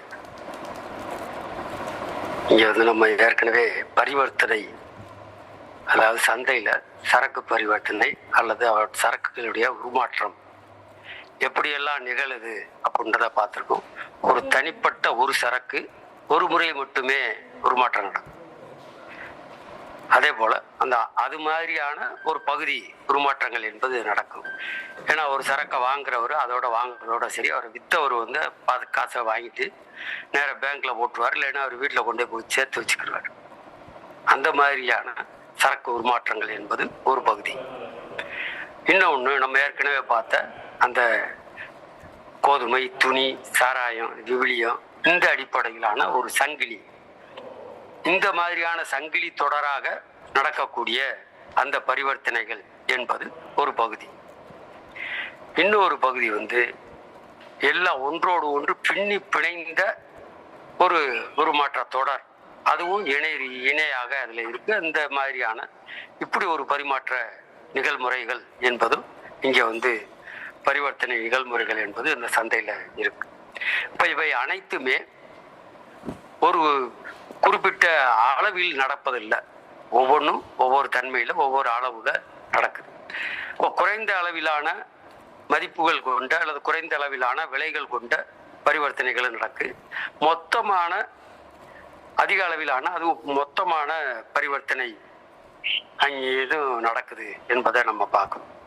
அப்போ இந்த ஒவ்வொரு தொடர்கள்லையும் சரி, ஒவ்வொரு நாணயமும் அந்த சூழ்நிலைமைக்கு ஏற்ப பெரிய எண்ணிக்கையிலான பயிற்சி. ஒரு நாணயம் வந்து குறிப்பாக பார்த்தீங்கன்னா 1 ரூபா நாணயம் ஒரு நாளைக்கு ஒரு 10 பயிற்சியை கூட செய்ய முடியும் ஒரு நாணயம். அதே போல் 100 ரூபா நோட்டு ஒரு 100 பயிற்சியை கூட செய்ய முடியும். அதே போல் 50 பைசா நாணயம் அங்கே வந்து ஒரு 2 பயிற்சியை கூட செய்ய முடியும். இப்படி ஒவ்வொரு நாணயமும் ஒவ்வொரு விதமான பயிற்சிகளில் இருக்கு என்பதை பார்க்கும். அப்போ இதில் வந்து ஒரு நாணயம் என்பது கூடுதலான இடப்பெயர்ச்சி செய்தால் இன்னொரு நாணயம் அதுக்கேற்ற மாதிரி குறைந்த இடப்பெயர்ச்சியை அது செய்கிறது என்பதையும் தோழர் இங்கே சுட்டி காட்டுறார். அப்போ இந்த நாணயங்களை வைத்துக்கொண்டு ஒரு நாணயத்தை நம்ம மட்டும் எடுத்துக்கொண்டு அது எத்தனை இடப்பெயர்ச்சி வந்திருக்கு, அதன் அடிப்படையில் அதனுடைய சுற்றோட்ட வேகம் என்ன அல்லது அது செய்த மதிப்புகளின் ஒட்டுமொத்தம் என்ன அப்படின்றதுல நம்ம கண்டுபிடிக்க முடியாது என்பதை நம்ம பார்க்கணும். அப்போ ஒரு குறிப்பிட்ட நாணயத்தை நம்ம வந்து எடுத்துக்கொள்கிறோம். அந்த ஏக காலத்தில் ஒருங்கே ஓடுகிற எல்லா சரக்குகளின் விலையும் மொத்த தொகை என்ன அப்படின்றத நம்ம நிர்ணயிக்க முடியும்னா, ஒரு குறிப்பிட்ட நாணயம், அந்த நாணயத்தை எடுத்துக்கொண்டு அது எத்தனை இடப்பெயர்ச்சி செய்திருக்கிறது என்ற அடிப்படையில் அந்த இடப்பெயர்ச்சியின் அளவோட இந்த நாணயத்தின் மதிப்பையும் நம்ம பெருக்கிக் கொண்டோம்னா ஒட்டுமொத்தமாக பரிமாற்றம் செய்யப்பட்ட மதிப்புகள் என்ன அல்லது விலைகள் என்ன என்பதை நம்ம கண்டுபிடிக்க முடியும் என்பதுதான் இங்கே சொல்றாரு. அப்ப இங்கே வந்து ஒரு நாணயம் அல்லது அதனுடைய கூறு, இந்த ஒரு நாணயத்தின் கூறு என்பது எத்தனை இடப்பெயர்ச்சிகள் புரிகிறதோ அந்த எண்ணிக்கை என்பது இங்கே சுற்றோட்டத்துள்ள அந்த இடப்பெயர்ச்சியின் அளவுக்கு ஏற்ப சுற்றோட்டத்தில் இருக்கக்கூடிய அந்த நாணயத்தின் அளவு என்பது குறையும். இப்ப இடப்பெயர்ச்சிகளின் அளவு கூடுச்சுன்னா அந்த நாணயத்தின் அளவு என்பது குறையும். அப்ப இந்த அடிப்படையில நம்ம வந்து அந்த சுற்றோட்ட வேகத்தை நாம் வந்து கண்டுபிடிக்க முடியும். இப்போ ஒரு நாளைக்கு எவ்வளவு வேகமா அது எத்தனை இடப்பெயர்ச்சி புரிகிறது என்பதை நம்ம பார்க்க முடியும். இப்ப இந்த அடிப்படையில பார்த்தோம்னா சராசரி ஓட்ட வேகம் அப்படின்னு பார்க்குறோம். சராசரி ஓட்ட வேகத்துல இப்போ இந்த சுற்றோட்டத்துல சராசரி ஓட்ட வேகம் ஒரு 10 நம்ம வச்சுக்கிறோமே, எல்லாத்தையும் டிவைட் பண்ணி எல்லாத்தையும் சராசரியா பார்த்து ஒரு 10 இடப்பெயர்ச்சி தான் அது பெறுது அப்படின்னு ஒரு நாளைக்கு அப்படின்னு நம்ம கணக்கு முடிவுக்கு வந்துட்டோம் அப்படின்னா அது எவ்வளவு மதிப்புகளை கையாண்டிருக்கு அல்லது எவ்வளவு விலைகளின் மொத்தத்தை அது வந்து பூர்த்தி செய்திருக்கிறது என்ற அடிப்படையில் நம்ம வந்து கணக்கு போட முடியும். அப்போ ஒட்டுமொத்த விலைகளின் அளவிலிருந்து இந்த சராசரி ஓட்டத்தின் எண்ணிக்கையை வகுத்துட்டோம் அப்படின்னா அது எந்த நாணயம் என்பதையும் நம்ம கண்டுபிடிக்க முடியும்.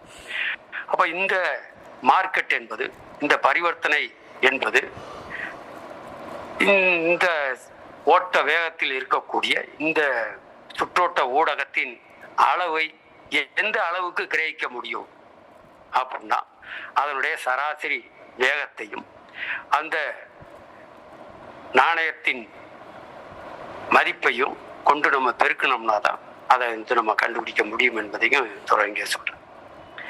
இது ஒரு அளவில் இருக்கு. இப்போ இங்கே கடைசியா தோழர்களுக்கு வந்து அந்த சந்தேகம் என்ன அப்படின்னா, நம்ம கூலி விலை லாபத்தில் கூட வெஸ்டர்ன் வைத்திருப்பார், ஒரு வாதத்தை வச்சிருப்பார். தொழிலாளிக்கு கூலியை கூட கொடுத்துட்டா நாணயத்தின் அளவு என்பது கூடுதலாக தேவைப்படும். அப்ப தங்க நாணயங்கள் என்பது அங்கே வந்து அதிகமாக தேவைப்படும். ஏன்னா நாணயத்தின் அளவு மாறாத ஒன்றுன்னு அவர் அனுமானத்தில் இருந்து சொன்னார். அப்ப அது ஒரு சிக்கலை உருவாக்கும். அது நாணயத்தின் அளவு மாறாத பரிமாணம் என்ற காரணத்தினால, சுற்றோட்ட ஊடகத்தின் அளவு என்பது மாறாத பரிமாணம் என்ற காரணத்தினால அங்கே வந்து மூலதனத்தின் குறைவு ஏற்படும் அப்படிலாம் அவர் சொல்லி போய்கிட்டே இருப்பார்.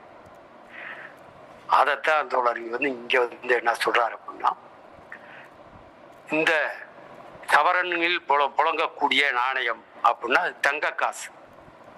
அந்த தங்க காசை சுற்றோட்டத்திலிருந்து வெளியே எடுக்கணும் அப்படின்னா, ஒரு சவரன் தங்க காசை வெளியே எடுக்கணும்னா அந்த ஒரு சவரன் தங்க காசு எத்தனை காசு இருக்கோ அத்தனை காசுக்கும் நோட்டை அடிச்சு விட்டா அது வந்து இதன் இடத்தை அது பூர்த்தி செய்யும்.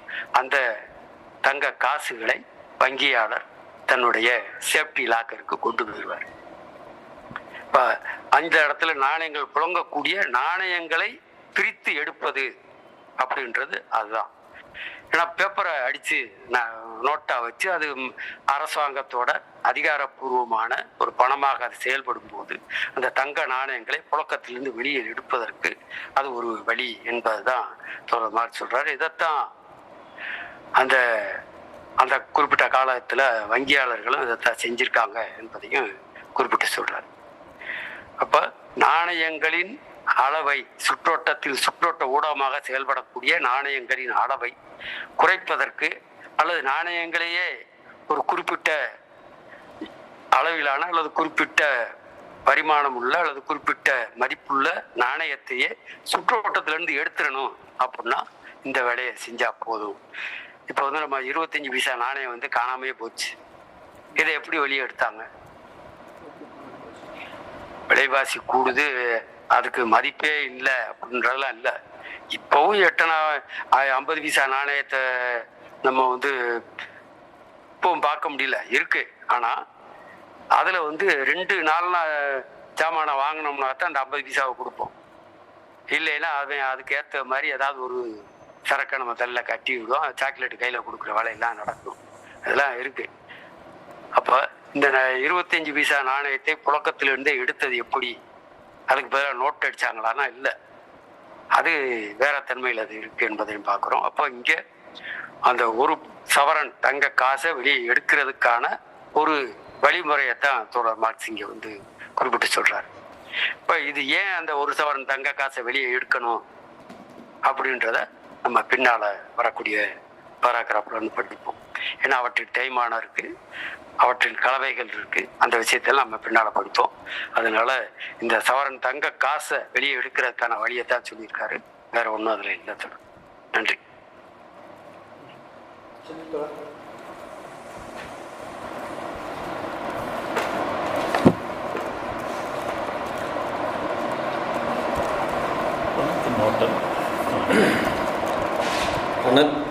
பணத்தின் ஓட்டம் பொதுவாக நோக்குமிடத்து எப்படி சரக்குகளது சுற்றோட்டத்தின் அல்லது அவை உட்படுகிற எதிர்நிலை உருமாற்றங்களின் பிரதிபலிப்பே ஆகுமோ அதுபோலவே பண ஓட்டத்தின் வேகமும் வெலாசிட்டி ஆஃப் கரன்சி சரக்குகள் தமது வடிவங்களை மாற்றிக்கொள்கிற வேகத்தின் பிரதிபலிப்பே. உருமாற்றங்களின் ஒரு தொடர் இன்னொரு தொடருடன் தொடர்ச்சியாக பின்னிக்கொள்வதன் பிரதிபலிப்பே. பொருளின் விரைவான சமுதாய பரிமாற்றத்தின் பிரதிபலிப்பே. சுற்றோட்டத்துறையிலிருந்து சரக்குகள் விரைவாக மறைந்து அதே அளவு விரைவுடன் அவற்றின் இடத்திற்கு புதிய சரக்குகள் வருவதன் பிரதிபலிப்பு ஆகும். எனவே பண ஓட்டத்தின் வேகத்தில் எதிர்நிலை தன்மையுடையவையாகவும் ஒன்றையொன்று பூர்த்தி செய்பவையாவுமான கட்டங்களின் தங்குதடையற்ற ஐக்கியத்தை சரக்குகளின் பயன் அம்சம் அவற்றின் மதிப்பு அம்சமாக மாற்றமடைவது, மதிப்பு அம்சம் திரும்பவும் பயன் அம்சமாக மாற்றமடைவது, இவற்றின் ஐக்கியத்தை அல்லது விற்றல் வாங்கல் என்ற இரு நிகழ்முறைகளின் ஐக்கியத்தை காண்கிறோம். மறுபுறம் பண ஓட்டத்தின் வேக தளர்ச்சி இந்த இரு நிகழ்முறைகளும் தனித்த எதிர்நிலை கட்டங்களாக பிரிந்து போவதை பிரதிபலிக்கிறது. வடிவ மாற்றத்திலும் எனவே பொருளின் சமுதாய பரிமாற்றத்திலும் ஆன தேக்கத்தை பிரதிபலிக்கிறது. சுற்றோட்டமானது இந்த தேக்கத்தின் தோற்றுவாய் குறித்து ஒரு துப்பும் கொடுப்பதில்லைதான். அது இந்த புலப்பாட்டை காட்டுவதோடு நின்றுவிடுகிறது. பண ஓட்டத்தின் வேக தளர்ச்சியுடன் கூடவே சுற்றோட்டத்தின் எல்லை பகுதியில் பணம் முன்னிலும் அரிதாக தோன்றவும் மறைவும் பார்க்கிற பொதுமக்கள் இந்த வேக தளர்ச்சிக்கு சுற்றோட்ட ஊடகத்தின் அளவு பற்றாக்குறையே காரணம் என கருதுவது இயல்பே.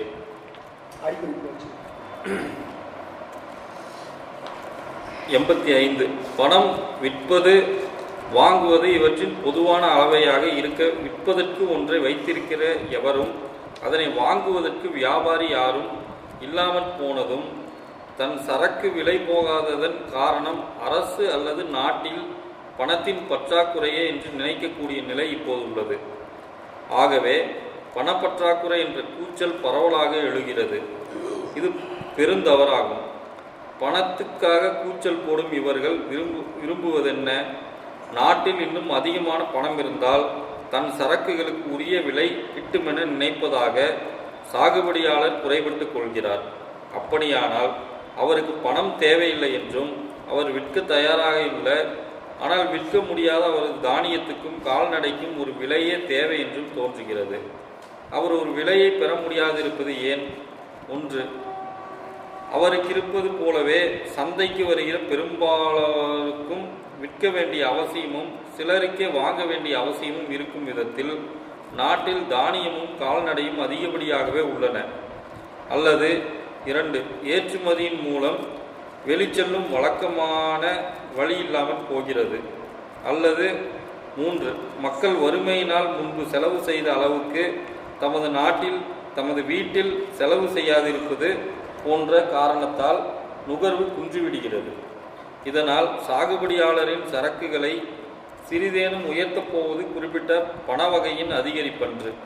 உண்மையில் சந்தையை விரிவுபடாமல் தடுக்கிற மேற்கூறிய 3 காரணங்களில் எதையேனும் அகற்றுவதே வியாபாரியும் கடைக்காரனும் ஒரே விதத்தில் பணத்தை நாடுகின்றனர். அதாவது சந்தையில் குன்றிவிடுவதால் அவர்களது வியாபார சரக்குகள் வெளிச்செல்வதற்கான ஒரு வழி அவர்களுக்கு வேண்டும். ஒரு நாடு செல்வங்கள் கை தாவும் போது விருத்தி அடைவதை விட சிறப்பாக வேறெப்போதும் விருத்தி அடைவதில்லை. சர் டட்லி நார்த் வர்த்தகம் பற்றிய உரைகள் லண்டன் 1691 பக்கம் 11-15. அடுத்த பக்கமும் அதோட தொடர்ச்சி இருக்கு, கொஞ்சம் பாதிச்சிருக்கு. பல இடங்கள் சரக்குகளின் இயல்பை தோற்றுவாயாக கொண்டதும் அவற்றின் சுற்றோட்டத்தில் விருத்தி செய்யப்படுவதுமான பகைநிலையை சுற்றோட்ட ஊடகத்தை அதிகரிப்பதன் மூலம் அகற்றிவிட முடியும் என்பதே ஹெரஸ்வாண்டின் வேடிக்கையான கருத்துக்களின் சாரமாகும். ஆனால் உற்பத்தியிலும் சுற்றோட்டத்திலுமான தேக்கத்துக்கு சுற்றோட்ட ஊடகத்தின் போதாமையை காரணமாக கருதுவது சகஜமான பிரம்மையே என்றாலும், உதாரணமாக செலவாணியை ஒழுங்கியக்குவதில் குளறுபடியான சட்டமன்ற தலையீடு போன்ற காரணத்தால் சுற்றோட்ட ஊடகத்தில் ஏற்படும் மெய்யான பற்றாக்குறை இப்படியான தேக்கத்துக்கு வழி செய்யாது என்று கொள்வதற்கில்லை.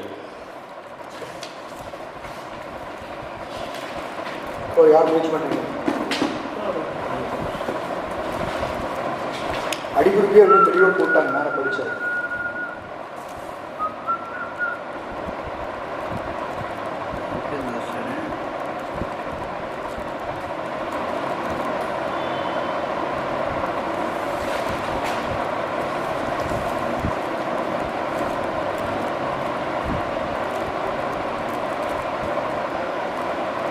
இப்போ நம்ம வியாபாரத்துக்கு பொருளெல்லாம் எடுத்துகிட்டு போகிறோம் ஒட்டுமொத்தமாக. அந்த அதை பணத்தை கொடுத்து சரக்காக மாற்றணும்.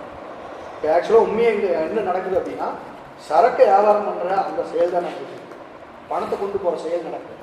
அதைத்தான் இங்கே சொல்கிறாங்க, ஒவ்வொருனுடைய ஐக்கியம், ஒன்று விற்றல், இன்னொன்று வாங்கல், இது இரண்டினுடைய ஐக்கியம் தான் இது அப்படின்ட்டு.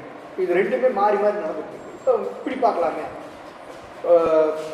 பணம் எடுத்துகிட்டு போகிறேன், எனக்கு தேவையான பயன் மதிப்புள்ள ஒரு பொருளை வாங்கிட்டு நான் பணத்தை கொடுக்குறேன். இப்போ அந்த பயன் மதிப்பை வாங்கினோடனே என்ன ஆகுது, பயன் மதிப்பை நான் வாங்கும்போது அந்த பொருளுடைய மதிப்புக்கு தான் நான் வாங்குறேன்.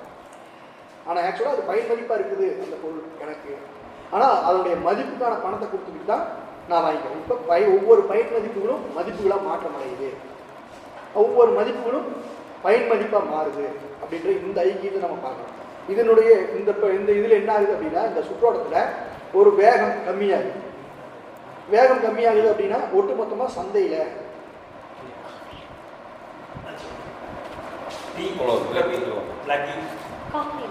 காப்பி இருக்குங்களா? எனக்கு பிளாக் டீ. பிளாக் டீ இருக்குங்களா? ஒரு காஃபி. தோழர் ஒரு 2 நிமிஷம், தோழர் ஒரு 2 நிமிஷம் தோழர். ஓகே தோழர். Tea break.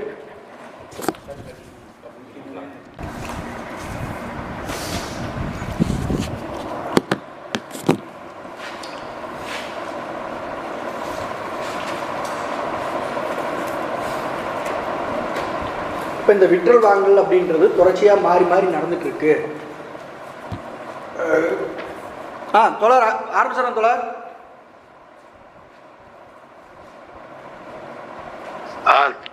துவக்கலாம்.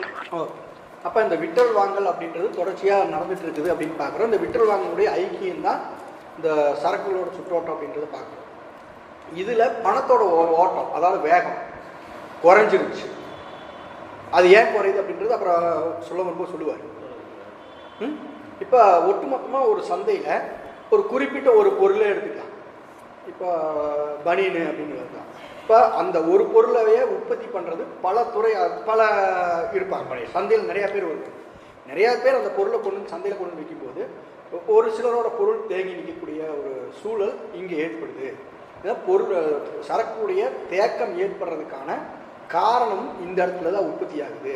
ஆனால் என்ன சொல்கிறாங்க அப்படின்னா, பணம் கம்மியாக இருக்குது சுற்றோட்டத்தில், அதனால தான் பொருள் தேங்கி போச்சு அப்படின்னு சாதாரணமாக சொல்கிறவங்க சொல்லுவாங்க. ஆனால் உண்மை என்னென்னா, பொருட்கள் அதிகமாக உற்பத்தி ஆகிடுச்சு, அதுக்கு ஈவனாக சரக்கினுடைய பணத்தினுடைய ஓட்டம் குறைவாகிடுச்சு, அதுதான் காரணம் அப்படின்றத இங்கே சொல்கிறாங்க. அடிக்குறிப்பிலே அதைத்தான் விளக்குறாரு. அது போராட்ட போய் கேட்டுக்காங்க. வேறு யாராவது சொல்கிறீங்களா? அந்த பிரதிபலிப்பு அப்படின்னு சொல்லி சொல்கிறாங்க. இப்போ அடிங்க. அதாவது பணத்தின் ஓட்டம் பொதுவாக நம்ம பார்க்கும்போது எப்படி இருக்குன்னா, சரக்குகளோட சுற்றோட்டத்தின் சரக்குகளோட சுற்றோட்டத்தின் அல்லது அவை உட்படுகிற எதிர்நிலை மாற்றங்களின் பிரதிபலிப்பாங்க. அதாவது ஒரு சரக்கு பணத்துக்கு போயிட்டு இன்னொரு சரக்கு, அதாவது ரெண்டு சரக்கு கைமாற்றத்தோட ஒரு பிரதிபலிப்பாக தான் வந்து பணத்தை வந்து இடையில இருக்கு. அதே நேரத்தில் என்னவா இருக்குன்னா பண ஓட்டத்தோட வேகம் எப்படி இருக்கு அப்படின்னா சரக்குகள் தம் வடிவங்கள், அதாவது பனியனு வேற ஒரு சரக்கு அப்படின்னு சொல்லி அதோட வேகம் வெவ்வேறான சரக்குகள் வெவ்வேறு வடிவங்கள் மாற்றத்தோட இதுவாக கூட அதோட வேகம் வந்து கணக்கிட முடியும். இத்தனை வடிவங்கள் வந்து மாற்றப்பட்டுச்சு, பனியனு, சேரு, சக்கரை அப்படின்னு சொல்லி ஒரு சுற்றம் மாற்றப்படும் போது அதோட வேகம், சரக்குகளோட வேகம் வந்து மாற்றப்பட்டிருக்கு. அப்போ ஒரு ஒரு பொருள் வந்து இப்படி மாற்றி மாற்றி சரக்குகள் வந்து கைமாற்றப்படுவது அதிகமாயிட்டே பின்னி பிணைஞ்சு போனால் சந்தை விரிவடைந்ததுன்னு அர்த்தம். அப்போ ஒரு சமுதாயத்தில் இப்படி குறிப்பிட்ட அளவு இருந்த சந்தை வந்து மிகப்பெரிய அளவில் மாறுபடும் போது ஒரு சமுதாய மாற்றம் ஏற்படுது. அப்போ இதை நம்ம இப்படி ஆகும்போது என்ன ஆகுன்னா ஒரு குறிப்பிட்ட சரக்குகள் அப்படி சமுதாயத்து மாற்றத்தோட பிரதிபலிப்பு எப்படி பார்க்கலாம்னா இந்த பழைய சரக்குகள்லாம் தூக்கி எறியப்பட்டு அந்த இடத்துல புதிய சரக்குகள் வருது. இதுக்கு முன்னாடி என்னவா இருந்துச்சு, நம்ம வந்து 2G யூஸ் பண்ணி லேண்ட்லைன் ஃபோன் தான் அதிகமாக யூஸ் பண்ணியிருக்கோம், இல்லை காயின் பாக்ஸ். இப்போ மொபைல் வந்த அப்புறம் அந்த சரக்கு வந்து பெரும்பாலும் தூக்கி போடப்பட்டு அந்த இடத்துல செல்ஃபோனு வந்துச்சு, பட்டன் ஃபோன் வந்துச்சு. இப்போ பட்டன் ஃபோனு அப்படியே பேக்கில் போய் ஆண்ட்ராய்ட் ஃபோன் வந்து வருது. அப்போ அதோட பிரதிபலிப்பு தான் ஒரு சமூக மாற்றத்தில் இருக்கக்கூடிய இந்த பொருளாதார பிரதிமாற்றம் தான் இந்த சரக்குகள் வந்து புதிய சரக்குகள், பழைய சரக்குகள் தான் புதிய சரக்குகளோட பிரதிபலிப்பை பார்க்கலாம்.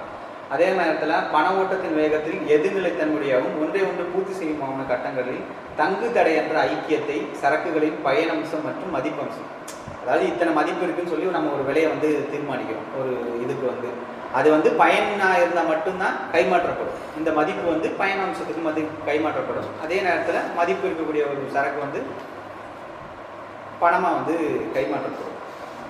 அப்போ இந்த ஐக்கியம் தான், அது சொன்ன மாதிரி விற்கல் வாங்கல் இதோட ஐக்கியம் தான், இந்த முரண்பட்ட அம்சங்களின் ஐக்கியம் தான் இங்கே வந்து இதை வந்து சுழற்சியை வந்து ஏற்படுத்துது. மறுபுறம் என்னன்னா இது பணத்தோட தளர்ச்சியாகுது, ரிட்டேரிடேஷன்ஸ் ஆஃப் கரன்சி, வடிவ மாற்றத்திலும் எனவே பொருளின் சமுதாய பரிமாற்றத்திலும் வந்து சோஷியல் இன்டர்சேஞ்ச் ஆஃப் மேட்டர் ஆன தேக்கத்தை பிரதிபலிக்கிறது. அதோட பணத்தோட சுழற்சி வந்து கம்மி ஆகுது அப்படின்னா அந்த இடத்துல தேக்கம் வந்து அது வந்து பொருள் தேங்க ஆரம்பிச்சது, பொருளோட தேக்கம் வந்து ஆரம்பிச்சது. நாம் அப்படியே எடுத்துகிட்டு போனால் வேற இடத்துக்கு எடுத்துகிட்டு போகலாம். அதாவது வந்து உற்பத்தி வந்து அளவுக்கு அதிகமான அராஜக உற்பத்தி வந்து ஏற்பட்டே இருக்குது. இங்கே வந்து வேலையின்மை வந்து அதிகமாகிட்டே இருக்குது. அதனால் பண சுழற்சியோட, ஏன்னா உழைப்பு வந்து விற்கப்பட்டால் தான் பணம் கிடைக்கும், அந்த பணம் இருந்தால் தான் வாங்க முடியும். அதிகமான அராஜக உற்பத்தி என்பது ஒரு பகுதியில் மட்டுமே மூலதனம் குவிக்கப்படுறதுனால அப்போ என்னென்னா அந்த இடத்துல பண சுழற்சி வந்து குறைவாக இருக்கும். அப்போ இதையும் இந்த பண ஓட்டத்தை சுழற்சி வேகத்தையும் குறைய கூட நம்ம எப்படி பார்க்கலாம்னா சமூக மாற்றத்தில் வந்து இது ஒரு பிரதிபலிப்பாக வந்து நம்மளால் பார்க்க முடியும். பணத்துடைய ஓட்டக்கூடிய பிரதிபலிப்பு எல்லாமே இருக்குது. ஆமாம், அப்படின்ற மாதிரி கற்பனை நம்மளுக்கு தோணுது. சாதாரண பொதுஜனமும் அப்படித்தான் பேசுகிறாங்க, நம்ம அப்படி பார்க்கக்கூடாதுன்றது. அது நீங்கள் சொன்ன விஷயம் ஓகே. ஆனால் இந்த பண ஓட்டம்ன்றது வந்து இந்த விஷயங்கள்லாம் பிரதிபலிக்குது. நம்மளுக்கு பிரதிபலிப்பா தெரியுது என்னன்னா பணம் தான் ஓடுது, பணம் நிறைய இருக்கிறங்காட்டி தான் நிறைய பொருள் வியாபாரம் ஆகுது, பணம் கம்மியாக இருக்கிறங்காட்டி தான் பொருள் எல்லாம் வியாபாரம் ஆகல அப்படின்னு நம்மளுக்கு ஒரு பிரதிபலிப்பு தெரியுது. நம்ம அப்படி நினச்சிக்கிறோம். இப்போ சாதாரணமாக சொல்லும்போது சொல்லுவாங்களே, கொஞ்ச நாளுக்கு முன்னாடி இல்லை ஜெயலலிதா வந்தால் பணம் நல்லா இருக்கு, கலைஞர் வந்தால் பணமே இருக்கிறது இல்லை சொல்கிறாங்களாங்க. அது இதுதான் சொல்கிறாங்க. பணத்தை அச்சடித்து கூடுதலாக அச்சடித்து பணத்தை வெளியிடுறாங்கன்னா நிறைய அப்படின்ற மாதிரி சொல்கிறாங்கல்லங்க. இப்போ அதெல்லாம் வாய்ப்பே இல்லை, அப்படியெல்லாம் வந்து சரக்கு போகாது. அடிப்படை வந்து அதில் சரக்கு தான், 3 விஷயம் தான். அதே தான், சரக்கு தான் அடிப்படை. அப்போ இதில் 3 விஷயத்தை அந்த அடிப்படையே சொல்லியிருப்பார். ஒன்று, அதிகமாக பொருட்கள் உற்பத்தி ஆகிருக்கும், இல்லை சந்தை இன்னும் விரிவடாமல் இருந்திருக்கும், இல்லைன்னா மக்கள் தோழர் சொன்ன மாதிரி வாங்கும் திறனை இழந்திருக்கும். இந்த 3 விஷயங்களால தான் இந்த சுற்றோட்டத்தில் பொருட்கள் தேங்கிறதும் பணம் வந்து கம்மியாக இருக்கிறதுக்கும் காரணம் அப்படின்றது. ஒன்று தொடர் வாங்கும் திறனை இழந்திருப்பாங்க, 2 வந்து சரக்கு வந்து அதிகமாக உற்பத்தி ஆகிருக்கு, 3 வந்து சந்தை வந்து ஒரு லிமிட்டோட அப்படியே நிற்கும், விரிவடையாமல். 3 தான் காரணம். இல்லை, ஒன்று அவருக்கு அதாவது வந்து சந்தைக்கு வருகிற பெரும்பான்மையாக விற்க வேண்டிய அவசியம், சந்தைக்கு வரவங்கெல்லாம் விற்கணும்னு அவசியம் இருக்குது. ஆனால் வந்து சிலருக்கே வாங்கக்கூடிய சக்தி இருக்குது, அவசியம் இருக்குது, தேவை இருக்குது. இன்னொன்று வந்து ஏற்றுமதியின் மூலம் வெளி செல்லும் வழக்கமான வழி இல்லாமல் போகிறது, சந்தை விரிவடையாமல் இருக்கிறது. மூணாவது வந்து மக்கள் வறுமையினால் முன்பு செலவு செய்த அளவுக்கு தமது வீட்டில் செலவு வேலையின்மையினால அவங்க இதான பிரச்சனை, திறன் இல்லாமல் வாங்கும் வாங்கும் திறன் இல்லாமல் இருக்கிறது. பிரதிபலிப்பு வந்து நம்மாவே எப்படி புரிஞ்சுக்கலாம், சங்கர் பிரதர்சனம் பணத்தை பதுக்கி வச்சங்காட்டி இங்கே பிரச்சனையா இருக்கு. ஆனால் அது மாதிரி பதுக்கி வச்சா தான் விலைவாசி ஏறுது. பணத்தை பதுக்கி வச்சங்காட்டி சரக்கு பதுக்கல் தான். ஆனால் உண்மை என்ன அப்படின்னா அந்த பணம் வந்து வெறும் ஊடகம் தான், சுற்றுற ஊடகம் தான். அங்கே பொருள் என்ன நடக்குது அப்படின்னா சரக்கினுடைய இடத்துக்கு வேறொரு சரக்கு வந்து உட்காருது. அதான் என்னென்னா சரக்கினுடைய ஓட்டத்தை தான் நம்ம பார்க்குறோம். இதில் ஊடகமாக வர்ற பணம் என்ன வேலை செய்யுதுன்னா நம்ம பார்வைக்கு பணம் கொடுத்தா தான் பொருள் வாங்க முடியுது, அப்போ பணம் சுற்றுலத்தில் கம்மியாயிடுச்சு அதனால பொருள் தேங்கிடுச்சு அப்படிங்கிற ஒரு மாயபிம்பத்தை உருவாக்குது. அந்த அதை பிரதிபலிப்பு தோழர் போயிடலாங்களா? தோழர் மோடி பார்த்தா மோடியோட நிழல் போடுவாங்க. ஓகே தோழர்களே, இப்போ வந்து நம்ம சரக்கு சுற்றோட்டம்னா பணம் என்ற ஊடகத்தை இங்கே வந்து கொண்டு வந்திருக்கு என்பதை நமக்கு நல்லா தெரியும். இப்போ பணத்தோட ஓட்டம்னா என்ன, அதை நம்ம எப்படி பார்க்குறோம் அப்படின்னா, சரக்குகளது சுற்றோட்டத்தில் அல்லது அவற்றின் முரண்பாடான எதிர்நிலை உருமாற்றங்களின் பிரதிபலிப்பாகத்தான் பணத்தின் ஓட்டம் என்பது இருக்கு. அப்போ முரண்பாடான உருமாற்றங்கள் அல்லது எதிர்மறையான உருமாற்றங்கள் அப்படின்னா என்ன? ஒன்று, விற்றல் என்பது ஒரு உருமாற்றம். விற்றதன் மூலமாக பணம் வருது, மறுபடியும் வாங்கல், அந்த பணத்தை கொடுத்து வேற சரக்கு வாங்குறோம். அப்போ இந்த இடத்துல பணம் ஓடுகிறது, சரக்குகள் என்பது சுற்றுகிறது. அப்போ இந்த ரெண்டு சரக்குகளின் உருமாற்றம் எதிரெதிரான உருமாற்றம். விற்றல் என்பது அதற்கு எதிரான வாங்கலால் அது வந்து முடிவடைகிறது. அப்போ ரெண்டுமே முரண்பாடானவை, எதிரெதிரானவை. இவை ரெண்டும் ஐக்கியமாகக்கூடிய ஒரு இடம் என்ன? அப்போ இந்த ரெண்டு நடந்தாதான் அங்கே வந்து பணம் என்பது ஒரு ஓட்டத்தில் இருக்கும். இல்லைன்னா விற்கிறது ஒன்று வாங்குறது ஒன்று தனித்தனியாக பிரிஞ்சா என்ன ஆகும்? ரெண்டும் முரண்பாடானது, எதிரெதிரானது. விற்றல் வாங்கலைன்னா என்ன ஆகும்? பணம் வந்து தேங்கி போகும், பணம் என்பது ஓடாது. இப்போ வாங்கினது வாங்கல் என்பது நடக்கலைன்னா இது நடக்கும். நம்மளை பொறுத்த வரைக்கும் விற்றல் என்பது நடக்கலைன்னா சரக்கு மட்டும் நம்மகிட்ட இருக்கும், பணம் இருக்காது. அப்போ இது ஒரு பணத்தின் ஓட்டம் என்பது எப்படி நமக்கு பொதுவான பார்வையில் தெரியுது அப்படின்னா, விற்றல் வாங்கல் ரெண்டு எதிர்நிலைகளின் எதிர் உருமாற்றங்களின் பிரதிபலிப்பாகத்தான் அந்த பணத்தின் ஓட்டம் என்பது இருக்கு. அதுதான் தொடர்ந்து சொல்றார். அதே போல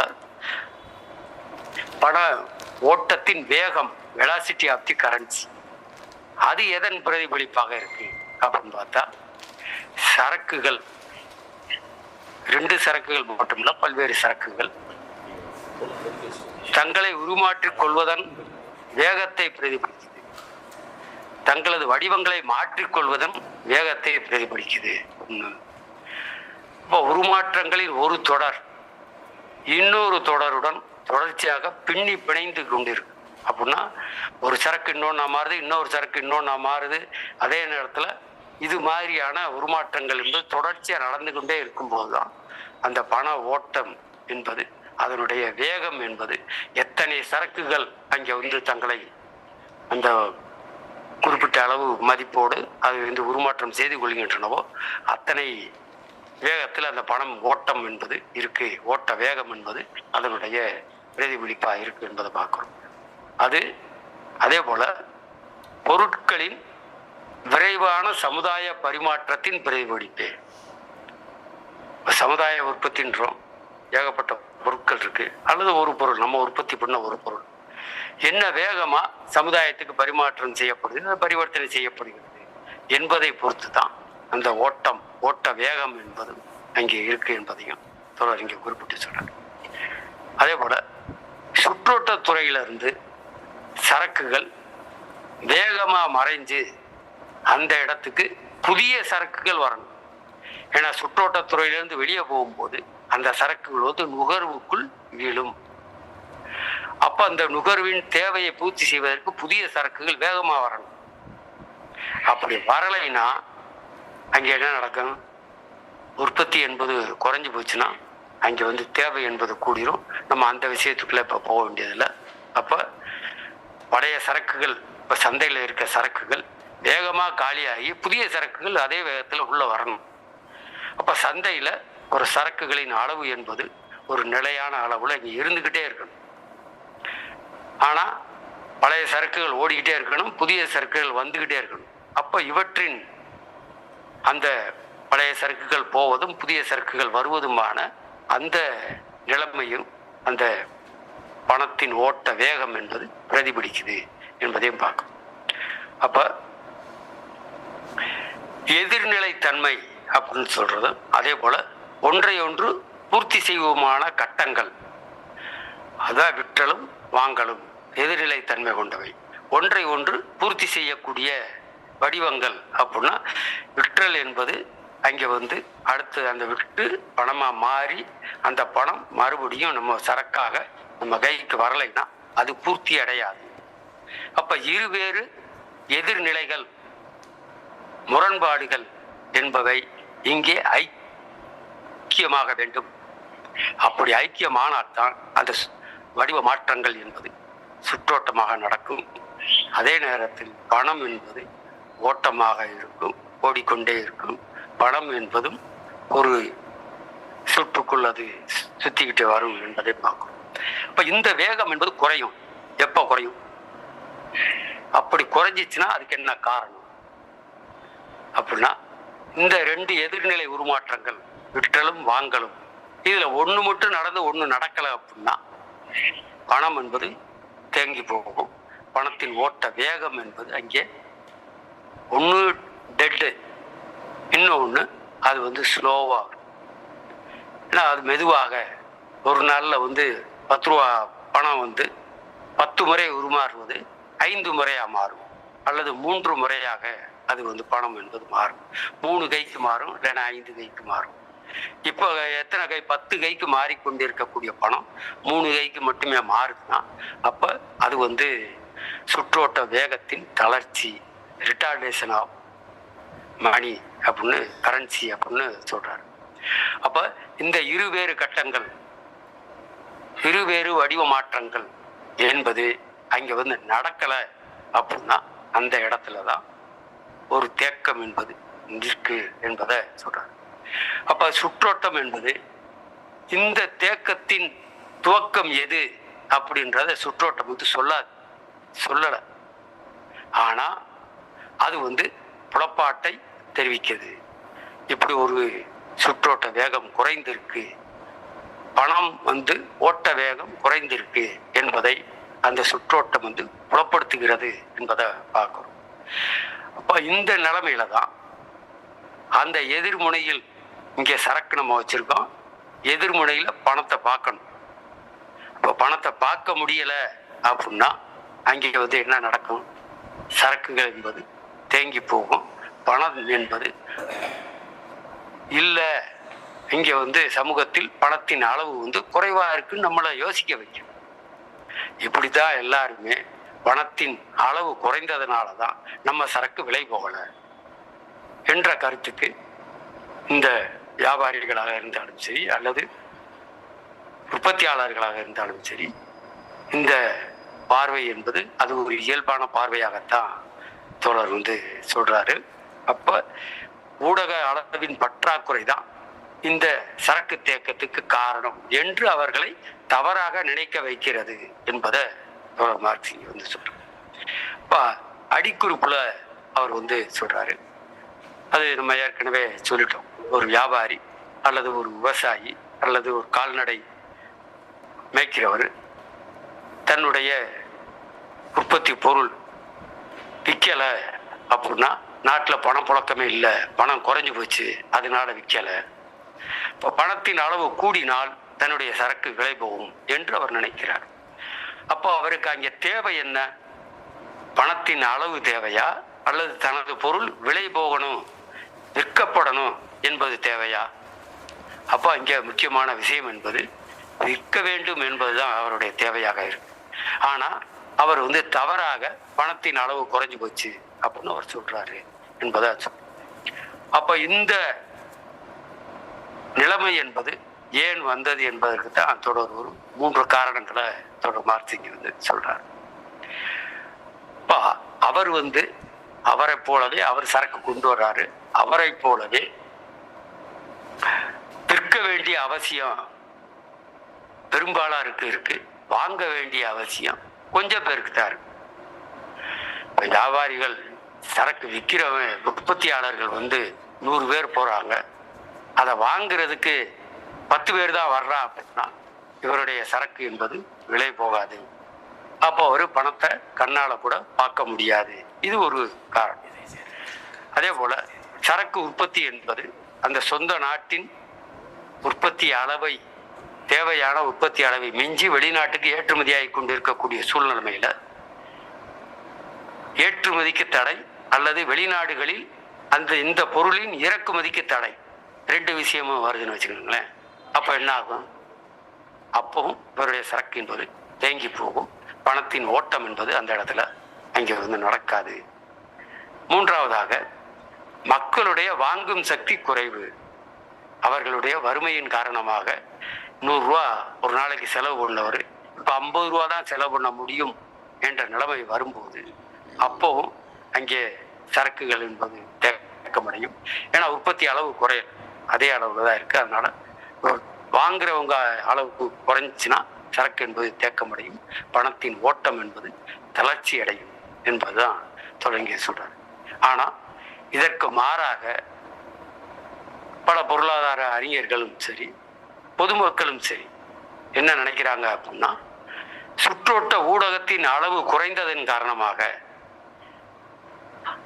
சரக்குகளின் மதிப்புகளுக்கு தேவையான அளவு சுற்றோட்ட ஊடகத்தின் அளவு இல்லை. அப்ப கூடுதலா இருந்தா நமது சரக்குலாம் விலை போகும், நம்ம சரக்குலாம் வித்துரும் என்று அவர்கள் நினைக்கிறார்கள் என்பதைத்தான் தொடர் இங்கே குறிப்பிட்டு சொல்றாரு. அப்ப இந்த நிலைமையில அவர் டட்லி நார்த் அவர் என்ன சொல்றாருன்னா, அவர்களுக்கு செல்வங்கள் கைக்கு கை தாவும் போது விருத்தி அடைவதை விட சிறப்பாக வேற எப்போதும் விருத்தி அடைவதில்லை. இப்ப செல்வம் பெருகுதுன்னா எப்ப பெருகும்? அது போய்கிட்டே இருக்கணும், கைக்கு கை மாறிக்கிட்டே இருக்கணும், அப்பதான் செல்வம் என்பது பெருகும் என்று டட்லி நார்த்து சொல்றாரு. அப்போ இந்த இடத்துல சரக்கு நம்ம மறுபடியும் அந்த ஹெகலிய தத்துவ விஷயத்துக்கு வர்றோம். சரக்குகளின் இயல்பை ஆரம்பமாக அல்லது தோற்றுவாயாக கொண்டதும் அவற்றின் சுற்றோட்டத்தில் பெருகுவதுமான அல்லது விருத்தி அடைவதுமான அந்த பகைநிலை, என்ன பகைநிலை? விற்றல் வாங்கல் என்ற பகைநிலை சுற்றோட்ட ஊடகத்தை அதிகரிப்பதன் மூலம் அதை அதிகரிக்க முடியும் என்று நம்புவது, அகற்றிவிட முடியும் என்று நம்புவது இந்த ஹரேஸ்வாண்டின்றவரோட வேடிக்கையான கருத்து என்றுதான் தொடர் மார்க்சிங் குறிப்பிட்டு சொல்றாரு. ஆனா உற்பத்தியிலும் சரி சுற்றோட்டத்திலுமான ரெண்டுலையும் சரி, ஏன்னா முதலாளித்துவ பொருள் உற்பத்தி முறை என்பது பொருள் உற்பத்தியிலும் சுற்றோட்டத்தையும் இணைந்தது என்பது நமக்கு தெரியும். அப்ப ரெண்டுலையும் நடக்கக்கூடிய அந்த தேக்கம் என்பது இங்கே சுற்றோட்ட ஊடகத்தின் அளவை பொறுத்தது அல்ல என்பதுதான் சொல்றாரு. ஆனா நம்ம மோடி மாதிரி பணத்தின் மதிப்பை காலி பண்ணி ஒரு பணத்தை செயற்கையாக அதை கையாண்டு அல்லது அந்த பணத்தை தவறாக கையாண்டு ஒரு தேக்க நிலையை உருவாக்குவது என்பதும் உண்டு என்பதை சொல்றாரு. அப்ப இந்த அரசாங்கம் என்பதும் அல்லது அரசு என்பதும் இங்க அதாவது சட்டமன்ற தலையீடு அப்படின்னு சொல்லிட்டு அதனுடைய ஒரு தவறான பொருளாதார நடவடிக்கை அல்லது ஒழுங்கு இயக்குவதில் குளறுபடியான அந்த தலையீடு என்பதுதான் தொடர் மார்க்சிங் குறிப்பிடுறாரு. அப்ப அதுவும் இந்த இப்படிப்பட்ட தேக்கத்துக்கு வழி செய்யலாம் என்று தொடர் மார்க்சிங் குறிப்பிடுறார். தொடர்ந்து அதுதான் தொடர்பில் சொல்ல வேண்டியது. கூடுதலாக ஏதாவது சந்தேகங்கள் விளக்கங்கள் இருந்தால் தோழர்கள் சொல்லலாம். தோழர்கள் கேள்விகள் கருத்துக்கள் இருக்குங்களா? இல்லையா? தோழர், இந்த அமர்வு என்ன முடிச்சுக்கலாம் தோழர். அடுத்த பற்றி கொஞ்சம் பெருசாக போகும், அது கொஞ்சம் யோசிச்சு படிக்கிற மாதிரி இருக்கும். ஓகே தோழர்களே, மிக்க நன்றி.